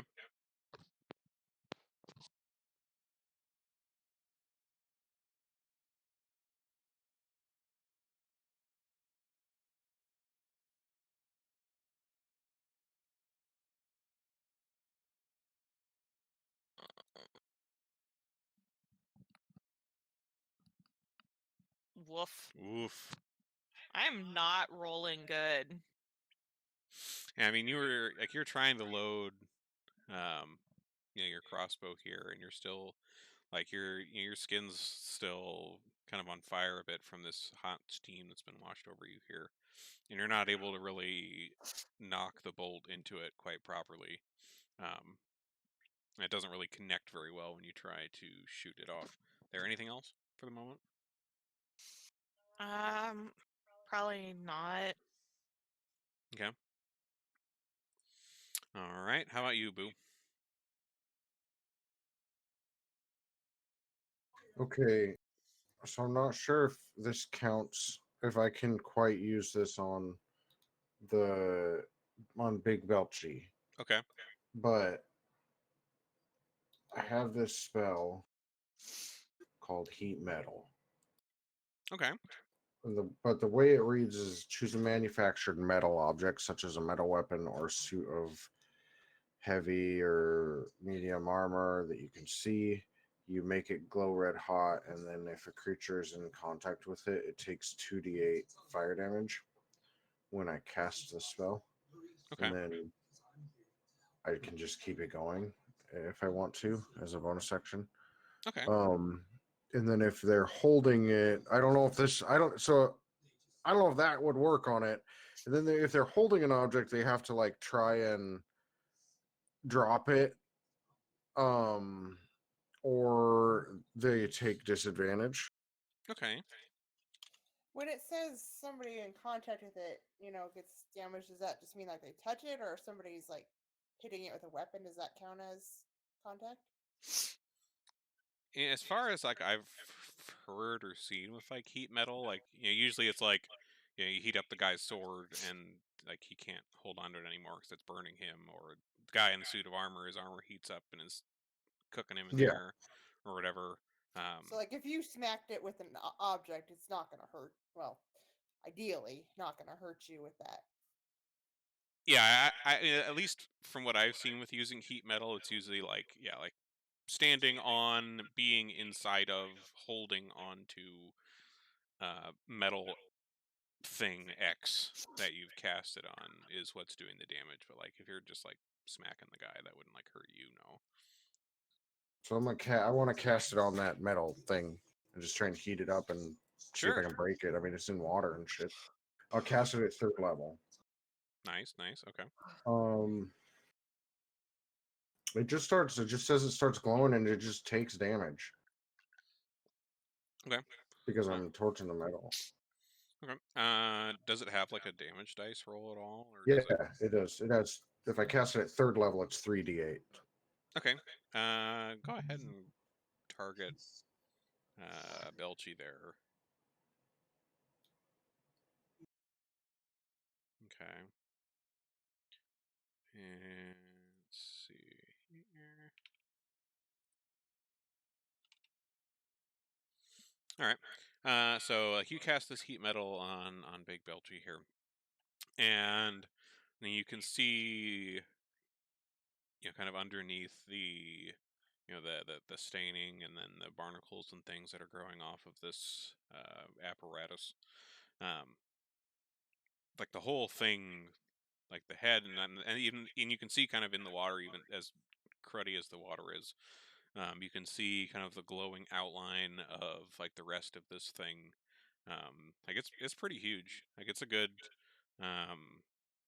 probably like 20 foot by 20 foot mechanical creature thing, and a good portion of it is like still kind of under the water right now, but you can kind of see that outline with that.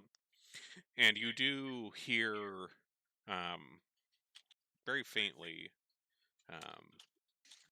what sounds like some screams of pain uh, from inside as well. They're pretty muffled, but it sounds like you're getting to whatever's in there as well, whoever's piloting the thing. Boo is smiling the biggest grin he's ever smiled under his mask. Nice. Good use of that. Nice. All right. Let's see. Didn't say anything with that. All right, Mix. Okay, so where is this mage that hit me? Oh, sorry, he's not visible. Sorry. He is there. Should be able to see him now. Wow, Moog. He is kind of just southeast of you on the dock. Okay, since he is exactly 30 feet away from me, I'm going to move behind this building so he can't hit me with that witch bolt. Okay. Smart. But he has to roll it. This is beginning my turn. Oh, that's right. He does. Hold on. That's a D12.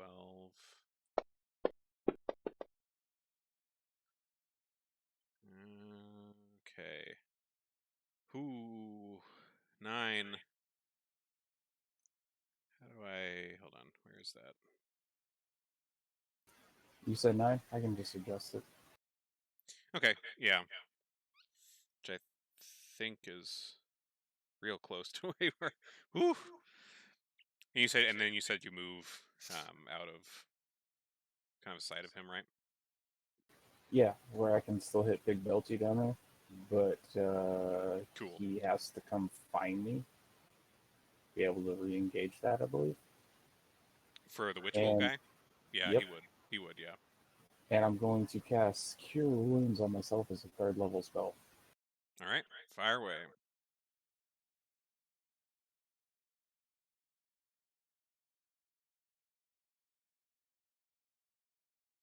Nice. All right, you're feeling a little bit better after getting double blasted there, triple blasted. And All then I'm going to use all of my Healing Light die, which is 6 die 6. Nice. All on yourself? Oh, I have the choice of dividing it up after I roll. Okay. I believe. Sure. Go. So go ahead and roll that, and then we'll divvy it up however you say.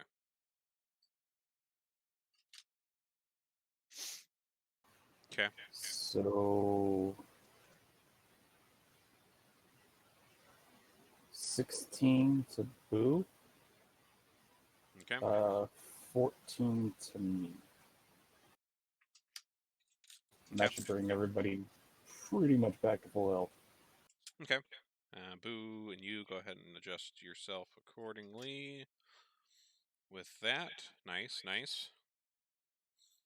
Okay. And now Mix is ready to scrap. That's All he can do. right, Jinku. Big turtle in front of you here.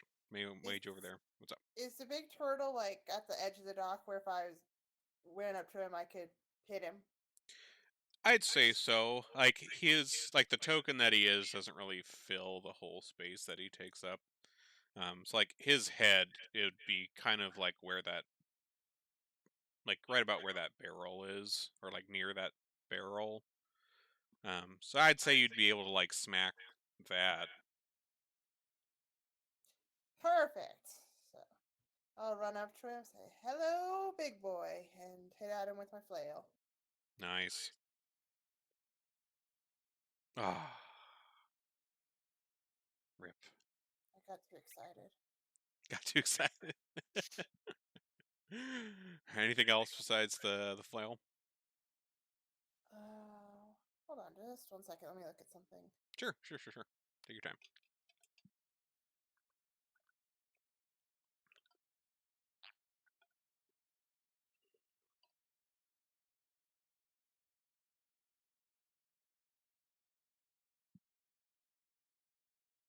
No, that's all I'm gonna do for now. Okay. All right. Top of the order with Mix. Fired up and ready to scrap. What are you doing? I'm going to move, peek around the corner, fire an Eldritch Blast at that Drow Mage, and then go right back around the corner. Sounds good. Go ahead.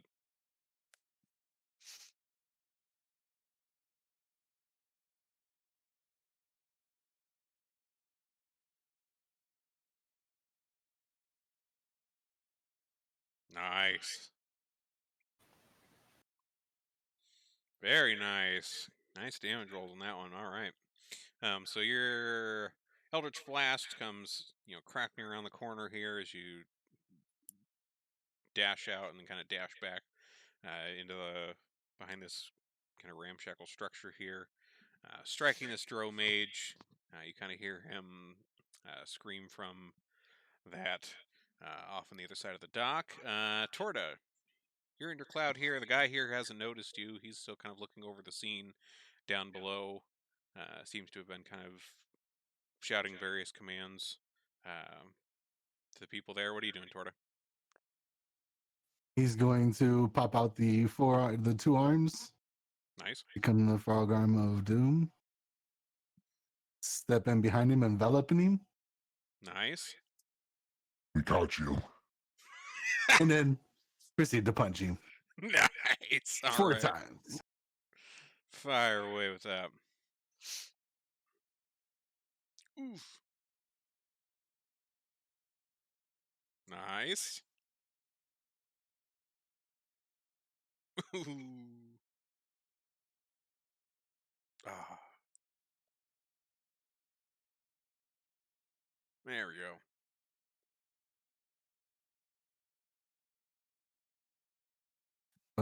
Why didn't that damage show up yet? That's weird. Fancy grounds. Go ahead and roll that again. The damage again. I don't know why I'm not seeing it. Oh, it just showed up. Oh, okay. I I guess just wrote. I re-rolled it. Oh. I don't. It was less damage the first time, but I'll take it. That's fine. I'm not gonna complain. Whatever. You got no proof that it was less. Yeah, I guess Fancy Grounds being a little slow tonight. Yeah, I see that applied to the guy now. Okay, so he is pretty surprised, to see you just kind of appear out of nowhere, behind him here, and you see him, you're kind of wailing some blows on him as he's, trying to turn around, and he's kind of scrabbling backwards, into this pile of kind of pallets that are here on top of this deck. And that takes us to Boo. What are you up to? Well, as a bonus action, I'll heat metal again. Oh, yeah, that's right. It is a bonus action. Nice. All right, go ahead and roll up some heat metal damage on that.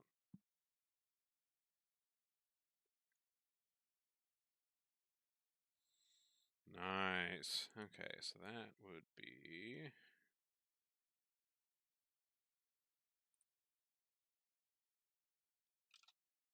All right, so you again, continue heating the metal of this mechanical dragon turtle submersible, and Oh, you can see the like the water around this is like all starting to kind of foam up from like the heat of this all this metal underwater, like bubbles are forming everywhere. It's getting kind of foamy in this little chunk of the dock.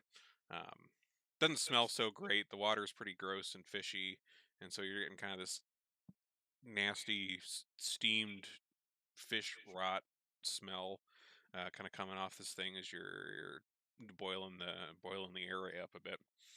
Anything else besides that, since it was your bonus action? yeah, I will use Toll the Dead for my main action. Okay.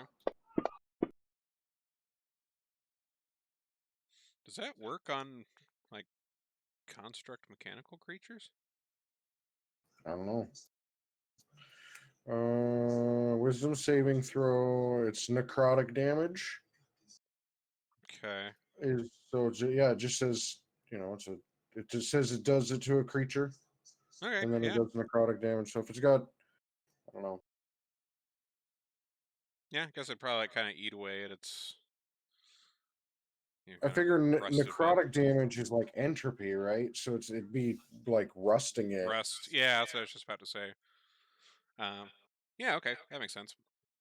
Sure. So this, the necrotic damage kind of tolls out over this submersible, and like it already was like, Jinko, you've been kind of up close to it here, and like it actually does look fairly old already. Like on top of the amount of like ocean growth that's on it, um, it seems like it's a pretty old um,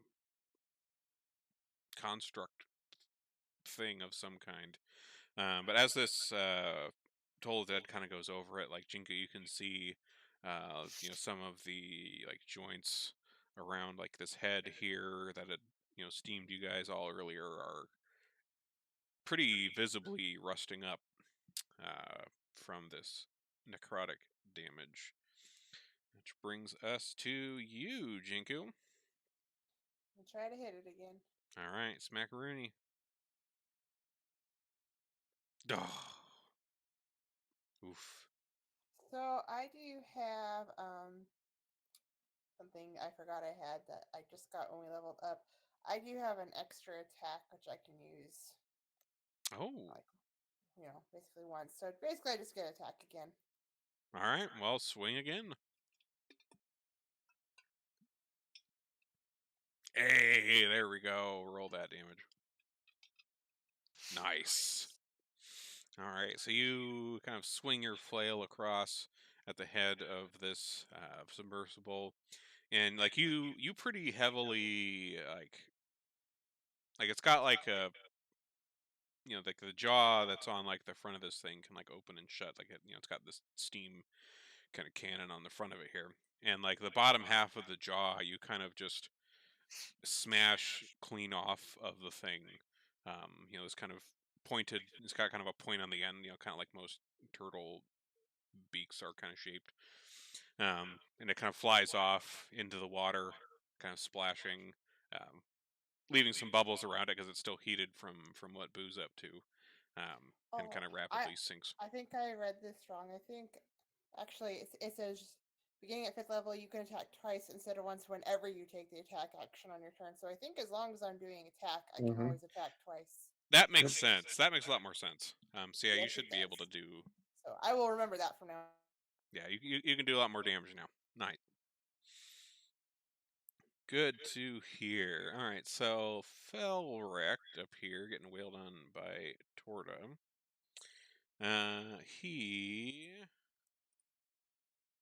Let's see here.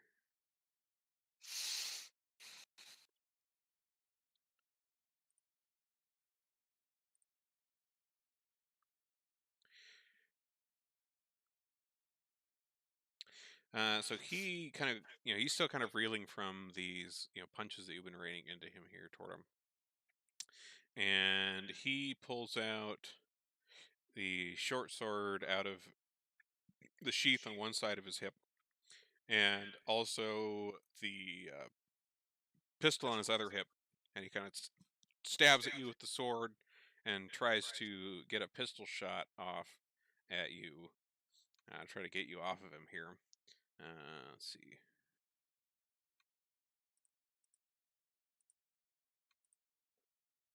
Is that targeting? Okay, there we go. Short sword, stab, big fail time, pistol, shot. That one hits. Okay, so this pistol shot. Do you have? I have deflect missiles. You have deflect missile. I was also going to ask, do you have any? Do you have some sort of like poison resistance? Given Yeah, you've got poison he business. can't be poisoned at all. Well, that's very handy because this is a poisonous pistol. So that looks out that you're the one taking it. What is the deflect? Is that like a feat or something that you got? Yeah, Okay, does that just like completely deflect stuff, or is there like a roll you got to do for that? I'm reading it because it's weird. It's 1d10 plus your dexterity modifier plus Okay. my monk level.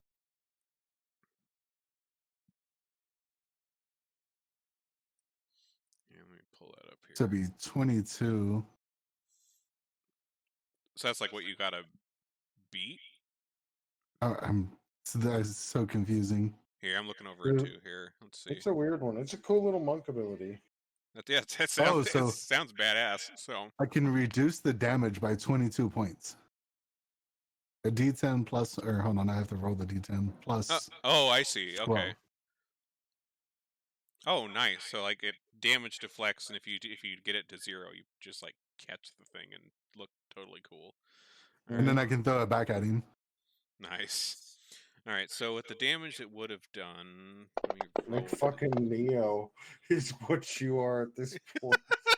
That's so fucking cool. Man, it's really good you guys brought this guy into the family here. He is. All right. So let's see. That would have done. I guess I should.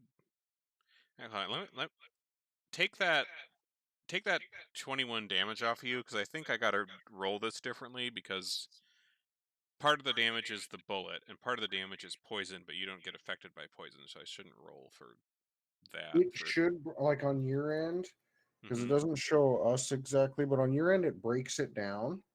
If you look at it, it'll show. It should break down the damage. Yes, you're right. Sorry, it does break that down in the chat here. Okay, so so the piercing part would have done 6, so 3 take. So it only does 3 damage to you then. So go ahead and adjust your wound. So with the deflect missile, I would reduce up to 15 damage to 0 and throw the bullet back at him, basically. Oh, so what was the D10 then? Is that like in addition to the base 15 or something? The 12 comes from my dexterity and monk level. Okay. And then plus the d10, so that makes it 15 total damage that would get reduced. Ah, okay, I see. I see how that works now. If I reduce it to 0, then I have the opportunity to basically fling the missile back. Nice. Okay. So yeah, I guess since that would have done only 6 damage then as piercing with the bullet alone, taking off the poison since you're immune. Yeah, you would have reduced that entirely. I don't have a ranged weapon because it says roll a ranged attack, I guess. So D20 plus your, what is it? D20 plus your dex plus your proficiency bonus. Oh, so it'll be the same as unarmed. Yeah, it should be the same as unarmed for you. Okay, sweet. Yeah, go ahead and roll an unarmed then. We'll see what that does. Nice. Okay. You are Neo. Badass as fuck. So then I guess you would just roll the damage from the bullet shot to him. I don't know how that works. Like, it doesn't say what happens after that.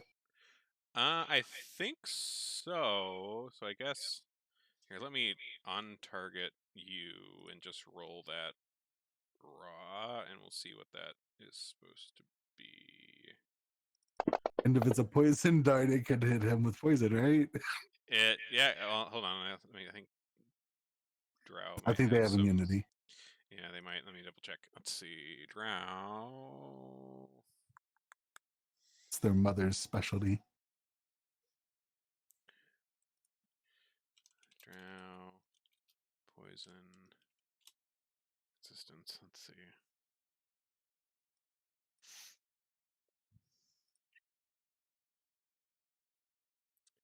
Okay. They're immune to Drow poison, but they're not like immune to all poisons. Gotcha. So he could still be then. So that would do 14, which add that on here. 78. All right, so he's still up, but not looking so great.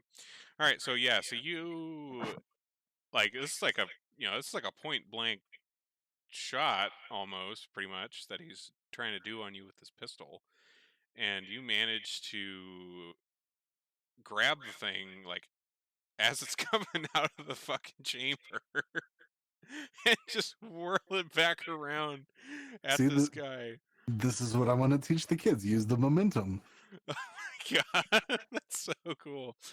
All right, and deal a pretty hefty 14 damage. Like this guy's just like, I mean, he's already pretty surprised just by you being here at all, and now you're just catching bullets out of the air and lobbing them back into him. Like he looks actually kind of scared. And he's hurting a lot, bleeding everywhere right now. Zayara. Me. You. Okay, I have to put the knitting down.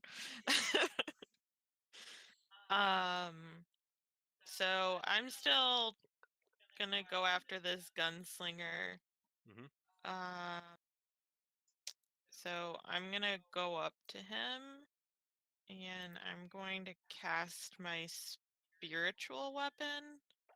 Mm-hmm. I think I have to target myself and then cast. Wait, no. How do I do this? Let me look. Because, well, the effect is on myself. So would I cast? Yeah, so you would. I think in this case it would be.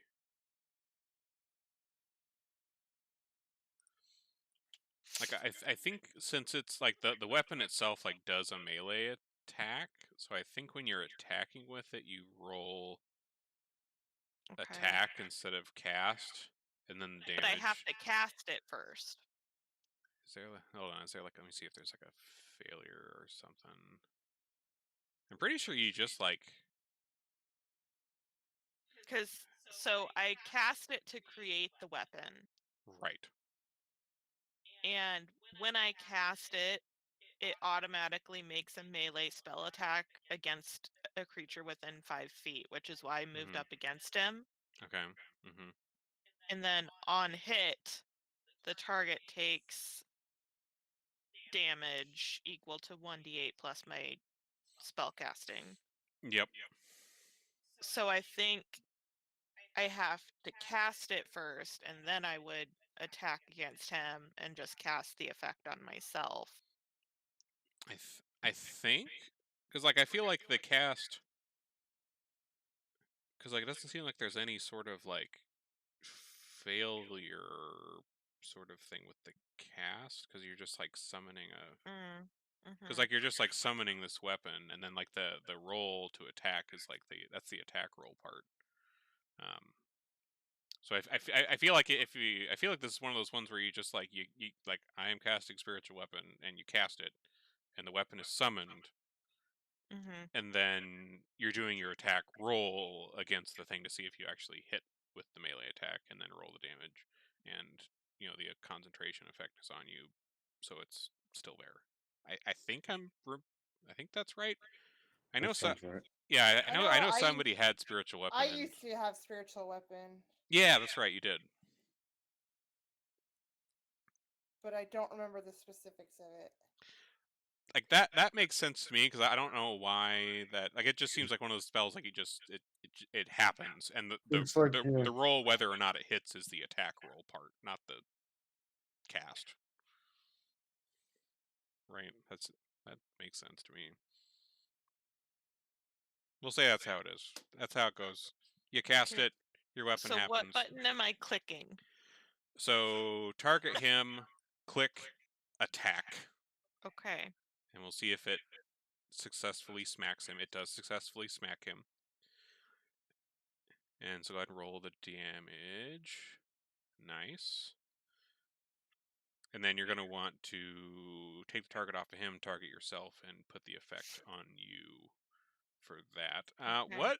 I can't remember if you've cast this before. What?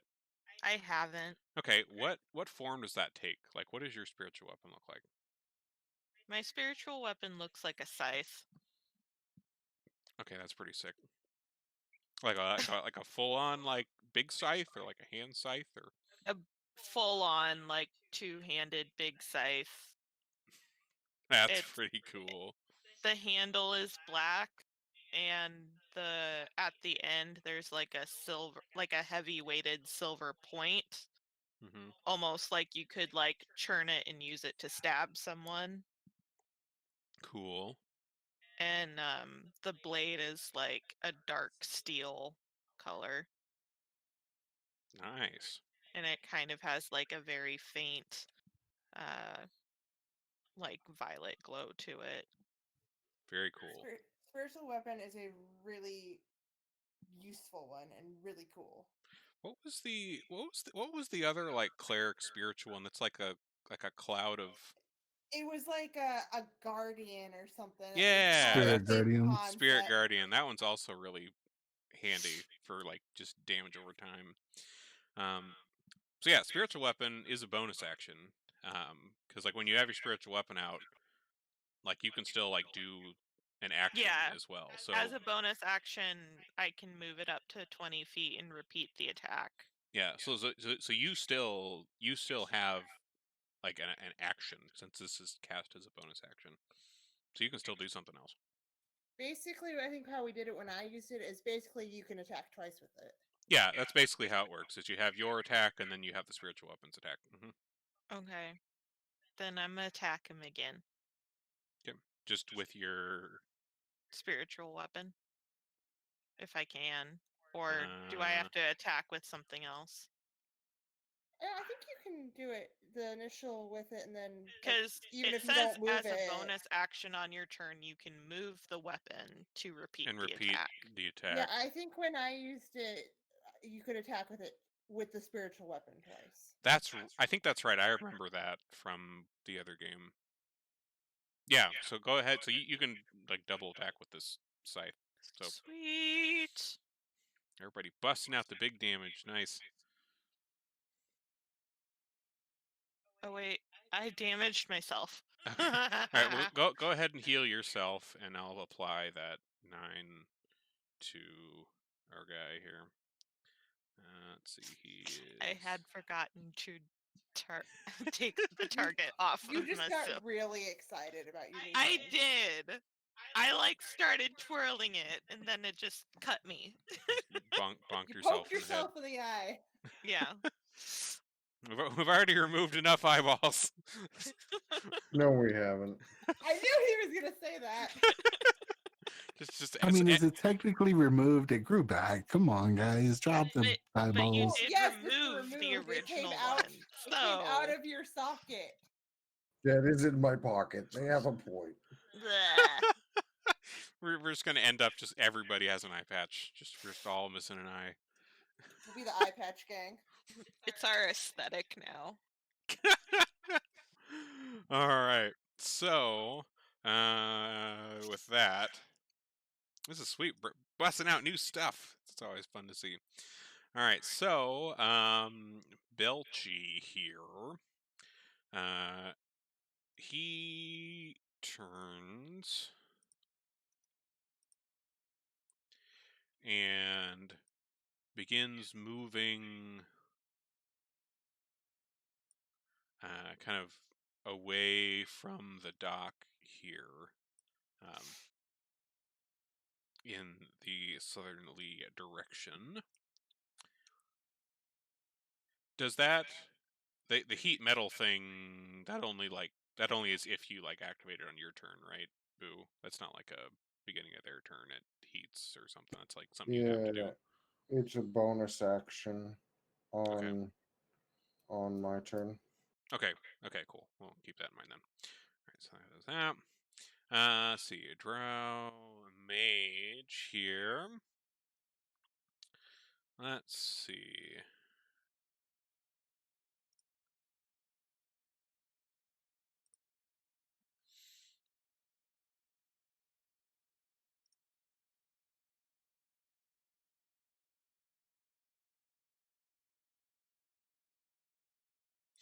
Alright, so this mage here, Jinku and Boo, from where you're at, you see this mage kind of disappear for a moment. And he then reappears, kind of closer to you, Jinku, kind of on the other side of this barrel here. And let's see how big of a get a square out here. Let's see, what was that? Oh yeah, pointers. That's right. Square, draw square. 20 feet. Oh, come on. Crap. Is there a... How do I move... Is there a way to move the shape once you've like drawn it, or is it just kind of you gotta draw it? Yeah, right you here? gotta hover, and there's like a square, a pixel-sized square in the center, Oh, there we and go. you can grab it. Okay. So Boo, Jinku, like around you on the ground here, like this whole chunk of the dock turns this kind of inky black, and these kind of squirming, just like jet black ebony tentacles come like erupting out of this square beneath you here, and begin kind of flailing around you, grabbing at you, kind of making things like difficult to move in the area here. The other drow gunslinger here over next to Zyara, he pulls out his short sword here and strikes at you, Zyara, hitting twice. Rude. Very rude. Ooh. Don't say that You like would think that. the bad guys would have better manners. Right? What jerks? Oof. Oof. Big oofs. He slashes at you twice with his short sword here. The guy up here on getting spooked to death by Neo. He. Let's see, what do we got here?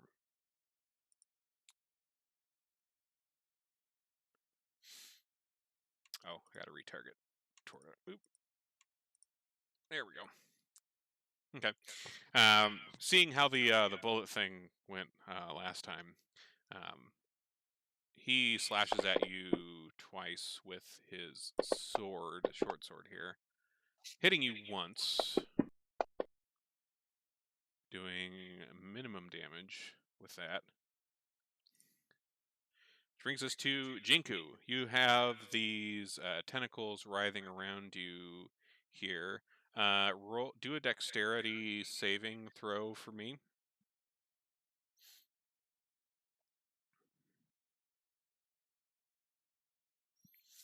Okay. So let's see. So with that, you take the half. Okay. Go ahead and apply 9. Or wait, no, not 9. 4 damage to yourself from these. So these ebony tentacles, like they're kind of like pounding at you here, kind of slapping you around, and still trying to like grasp it here. But you manage to kind of dance with your feet and body enough that you're not getting like restrained, but they're still kind of beating on you here. What are you doing on your turn, Jiku? So I'm not like entangled or anything. Is it just difficult terrain? It's difficult. Yeah, it's just difficult terrain right now. You managed to not get restrained because you passed that save. Cool. Well, I don't really need to move my whole. Actually, I just move out of that area.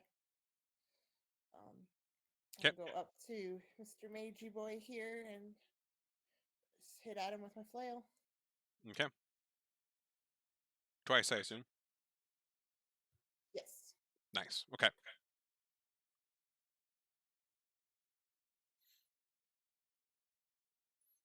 Ooh, very nice. All right. And well, one from hit. Anything else? Nope, that'll be it. Okie doke. All right, Drow Mage here. Let's see, does he have to do anything? Just reading the description of this tentacle thing. Okay, so that's just there concentrating. Okay, so let's see.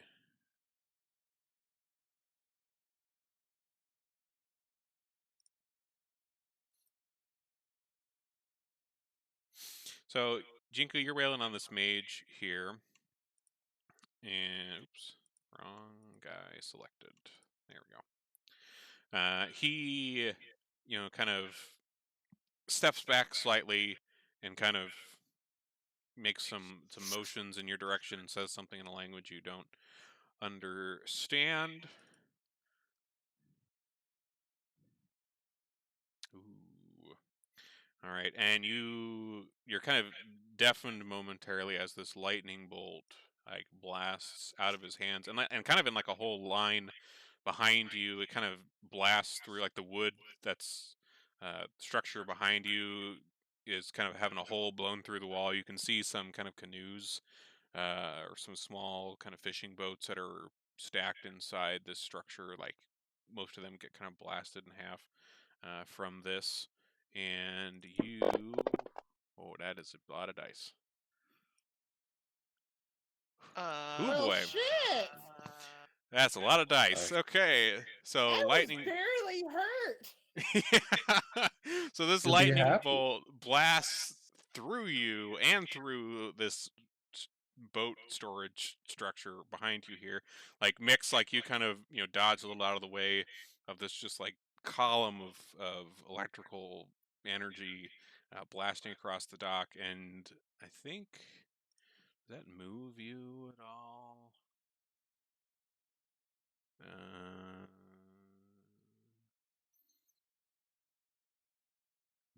No, you just take the damage. Okay, and does enough damage to Jinku that you fall to the dock. Which brings us to Boo. Let me roll a dexterity saving throw for me, since you're in the tentacle box. Do we have to call it that? Sure. What else are we gonna call it?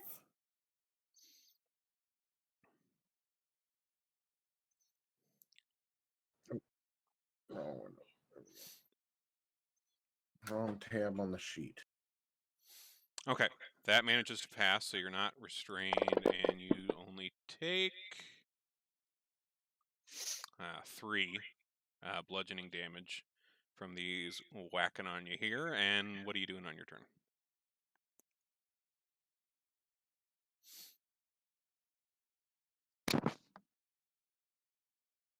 Okay. So there's the mage that it seems like has these tentacles into this lightning bolt shit that hurt Jinku. Mm-hmm. Okay, so I'll use my bonus action to toast Big Belchy. Okay, go ahead and roll your heat metal damage on that. Sorry, wrong thing on them. You're good. You're good.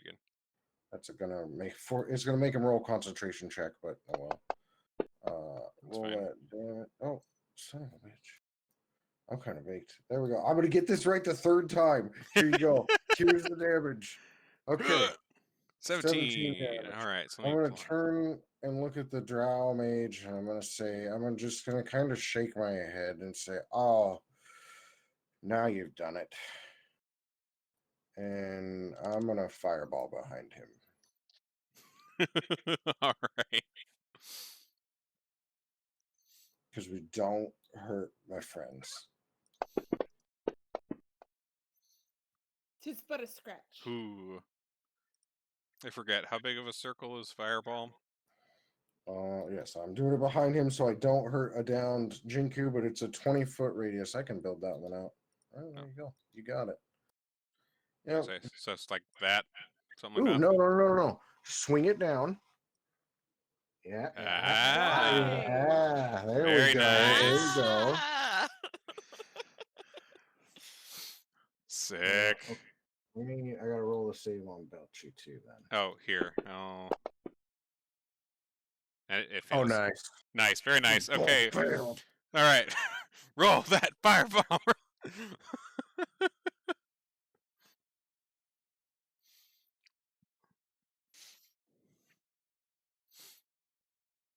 That was a lot of dice. Oh gosh! Damn. Damn! All right. So I don't think you've cast a fireball on us before. What do your fireballs look like, Boo? I imagine it's kind of like blue fire, and it probably looks like a skull that like gets bigger and bigger and bigger, and then explodes. Nice. I like it. Awesome.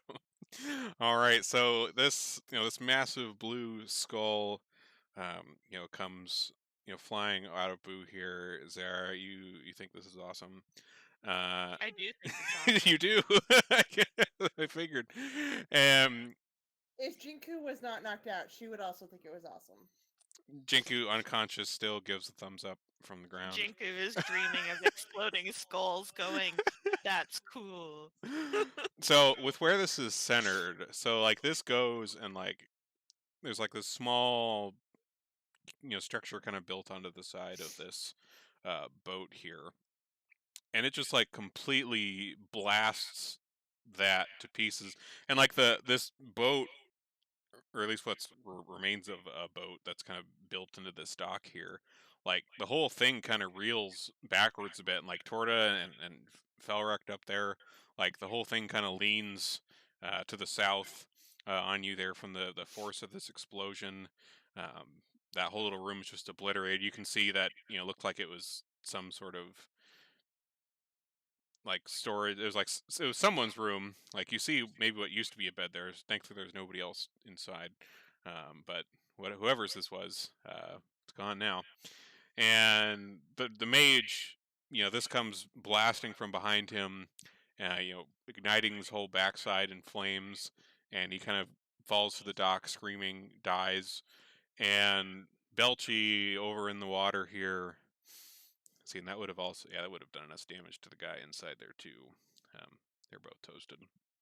So Belchy, the back half of this mechanical dragon turtle submersible is just blown clean off, and you can see like before it kind of sinks beneath the murky water here, you can kind of see kind of a cutaway of the inside here, and there's like a drow pilot that's kind of slumped forward in a chair, burning, ahead of some kind of rudimentary controls. It seems there was just kind of a small control room, kind of inside the shell, area for directing this thing. And at least from like the looks of it, like even the interior looks, pretty old and also, covered with barnacles on the inside. So perhaps this was some sort of like salvaged thing that they had found here in the harbor. You're not quite sure. And the remains of it kind of sink beneath the waves here, and this whole area of water is all, it's already been kind of bubbling from the heat metal that's been going on, but it's kind of like flash boiled from this fireball.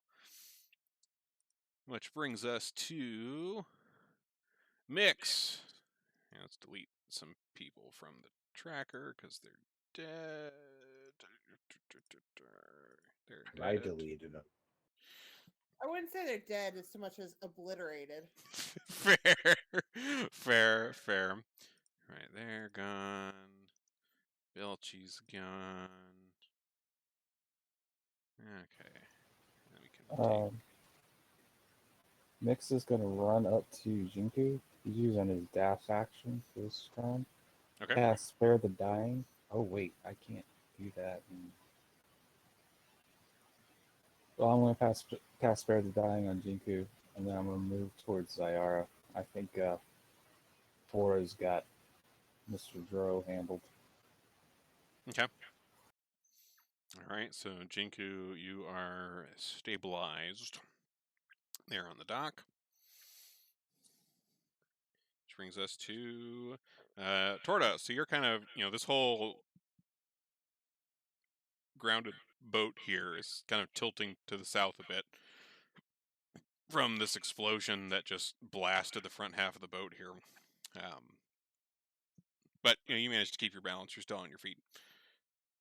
Fire away with whatever you're doing. Oh, we're gonna punchy. All right, punchy. Boom. Well, that was enough. All right, so like you're kind of getting your balance back after this blast with the boat, and like so's this guy. He kind of like grabbed onto the railing, and as he kind of turns back to look at you, you just come around, right across the jaw. Head kind of snaps to the side, and he is out of there. Anything else on your turn there, Torta? Start moving.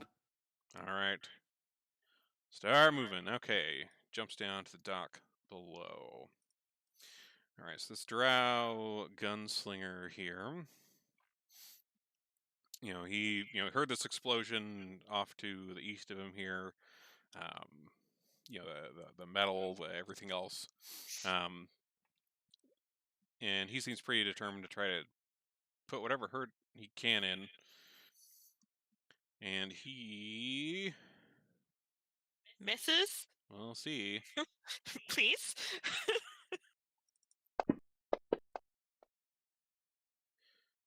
All I'll right. see what happens when you ask nicely. Well, he does hit once with the sword. He tries taking a shot at you, but you manage to dodge out of the way, kind of swinging your spiritual weapon in to kind of block that from you. But he does manage to get you in the short with the short sword, dealing 10 damage to you, slashing you real good. And like let's see, he kind of tries to back up a little bit into this alleyway here, which that would give you an opportunity attack there as he's moving away. Okay. Trying to get into more cover here. Do I have to roll for attack, or do I just roll damage? You still have to roll for attack to see if you Okay. hit him. It just gives you the opportunity to. I don't usually get rolls of attacks of opportunities. Does the spiritual weapon get one too, or does that? I don't think so. No, I think I would not just with have attack the of option. opportunity. Just the one. Just the one. Okay. Yeah, because she's not, since it's not her turn. That's true. Okay, that's true. Okay, so yeah, go ahead and roll with whatever you're gonna hit with, and Okay. So he, I'm hurting too much. yeah. So he gets you good in the side with this short sword here, and kind of steps back in between these two structures. You're trying to get a little bit of cover from whatever's coming his way, and manages to dodge out of the way of your scythe as you kind of swing it somewhat awkwardly in his direction there. Which brings us to you. It is your turn now. Yeah.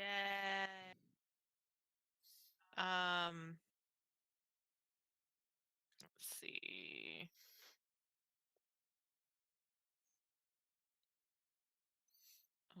I think I'm gonna move right here.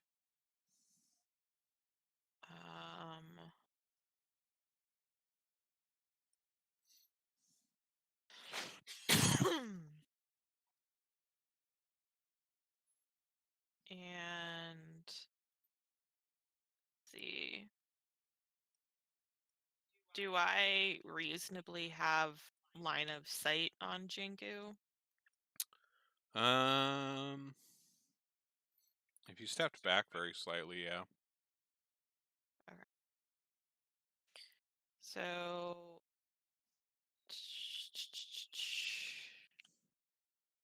I'm gonna use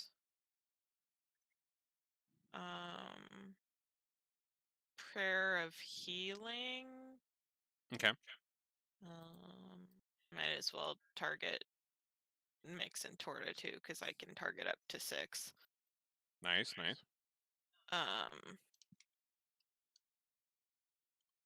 So I'm gonna do prayer of healing on people.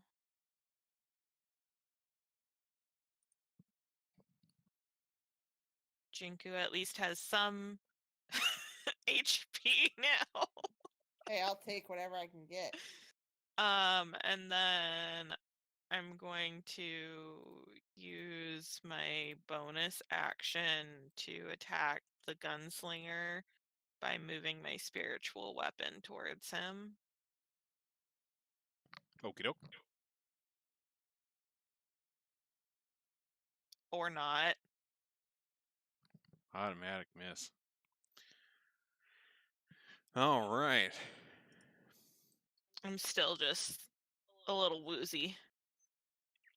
All right. So this Dro gunslinger here continues kind of moving back, kind of taking cover behind this structure here. And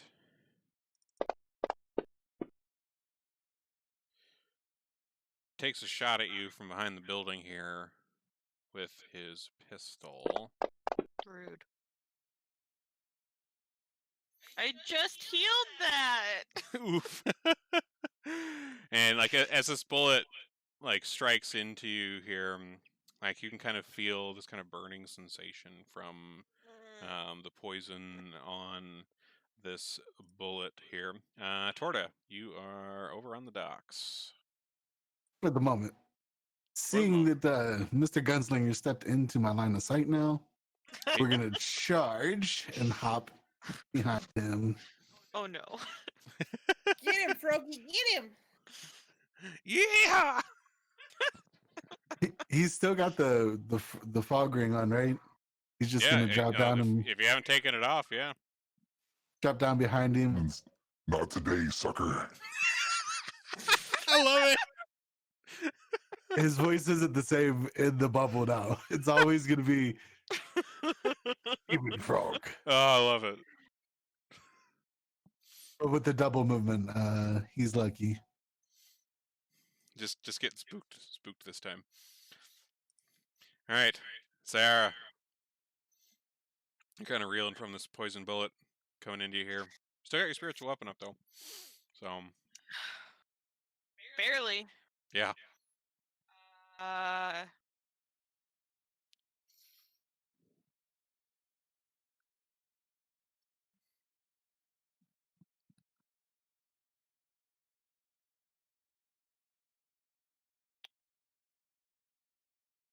guess I'm going to move here and use cure wounds on myself.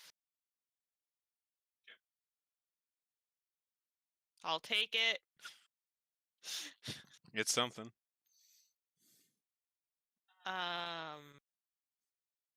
And then use my bonus action to have my spiritual weapon attack.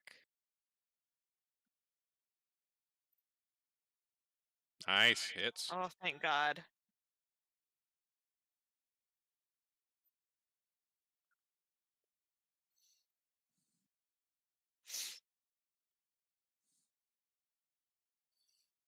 All right, does a little bit of damage there. Brings us to Boo. Fireball just blew everything. The tentacles that were around you on the ground here dissipated as that Drow mage went down.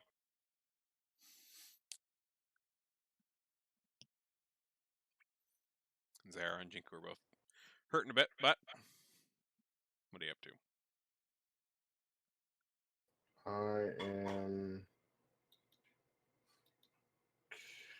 I am casting magic missile at second level at this gunslinger. Okay. Are you like moving around the building there to?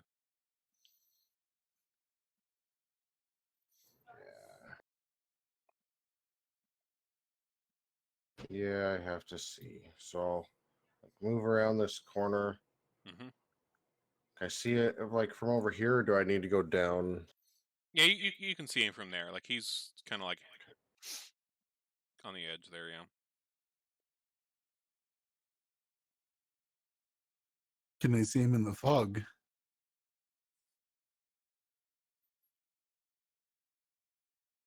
Oh, is he like in your cloud right now? Yeah, like I'm literally standing right behind him, getting ready to punch him in the back of the head.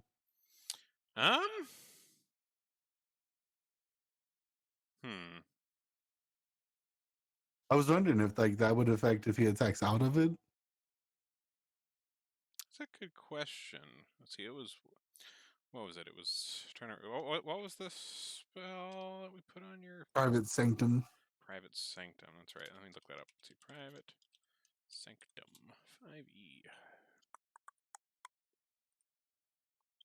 Okay. Make an area secure.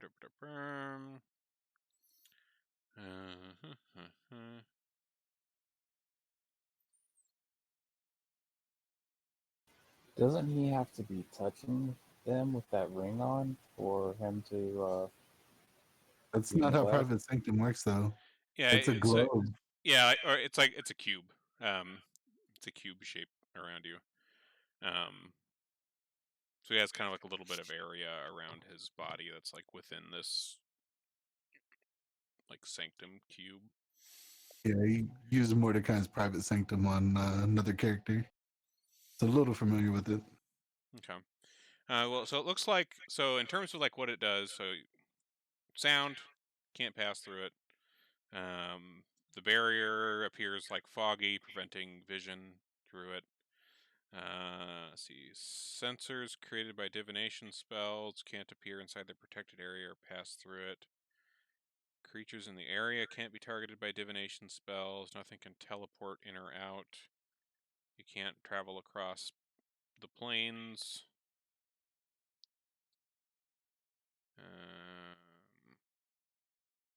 Doesn't say anything about others. I guess.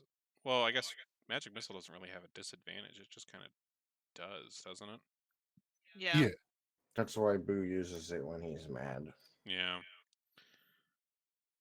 I mean, it only specifically mentions divination spells. Like it seems like it's more of like a. I think that the problem that could happen here Yeah. is that they seem like one thing, right? Yes. So Or I would- guess so I I guess wouldn't- I guess we could like roll like if you're trying to target something in Torta's special box, perhaps we could like roll like a D4 and I guess like for magic missiles since it's like a couple ones, you know, I would not take the risk. I would hold my action until I could differentiate, and then I would Okay. cast a spell. Okay. Okay. So you just kind of like ready that Yeah. if his lifeless body comes out of this doom cloud. So 100%. If his lifeless body hopefully flies out of this doom cloud, I'll do that shit where I hit it into the air and it goes like one after another, like higher into the air. This is an example I am leaving. all right. All right. So you ready your example makery. Jinku, you're back alive. Like you're sitting on the ground. Wait. I'm just gonna get up, and that's all I'm gonna do this turn. Behind you is just blasted to bits. Yeah, that seems about right. All right. Mix, what are you doing? Mix is going to come up around the corner and get in front of Boo. Mhm. And he's going to throw his lightning lure in there and see what comes out. Ooh, what's that? It's basically a lightning lasso. They have to make a strength saving throw, take 2d8. Interesting. Okay. So we'll roll a d4, and we'll say, or well, here before we roll it, we'll say odds are Torta, evens are the guy. Go ahead and roll that again. Okay, so Torta. Damn it. Sorry. Oh yeah. Joey. Well, Torta's got to make a strength then. We'll see if he even gets yanked over to you. He can throw it around the corner. Oh wait, that's right. Actually, no, Pretty I good can't. ways. Yeah, it's kind of a tricky situation because we got this kind of like blurry area that's like half around a corner, so it's kind of. I would be aiming at the part that's on this side of the corner. Okay. Well, we'll say. But we Like- could roll like a d4 and like. Okay. What, Okay. Here's how we'll do this then. So I mean, before Torta jumped over there, like you saw where things went. So you kind of have a general idea of where stuff was last time you were able to actually see it. And so we'll say if we roll a d4, a 1 is Torta, 2, 3, and 4 are the guy, because assumedly you're throwing it where you last saw guy visible. So let's go with that. So let's go ahead and roll another d4. So we'll have 3 to 1, assuming that we're hitting the right person. Okay, cool. So it hits the guy, and he makes a strength saving throw. Cool. He fails. All right. So what does that do? He takes 2d8 damage and gets yanked 10 feet towards me, invoking an attack of opportunity from Torta. Oh, very cool. Okay, so Torta, you're here in your good space, and you see this kind of glowing lightning lasso kind of appear behind this guy, kind of encircling him, and he starts getting like dragged backwards and giving you a chance to wail on him here. So go ahead and roll an attack from that opportunity. Oof, dang. And he gets yanked 10 feet back, so he gets pretty much pulled right to your feet here. And then wouldn't Boo be able to hit him with magic missile now? He would. Yes, that would go off. So, Boo, go ahead and roll your missile havery.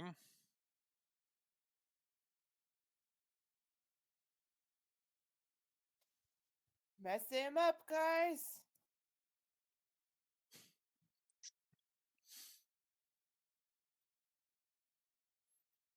Very nice.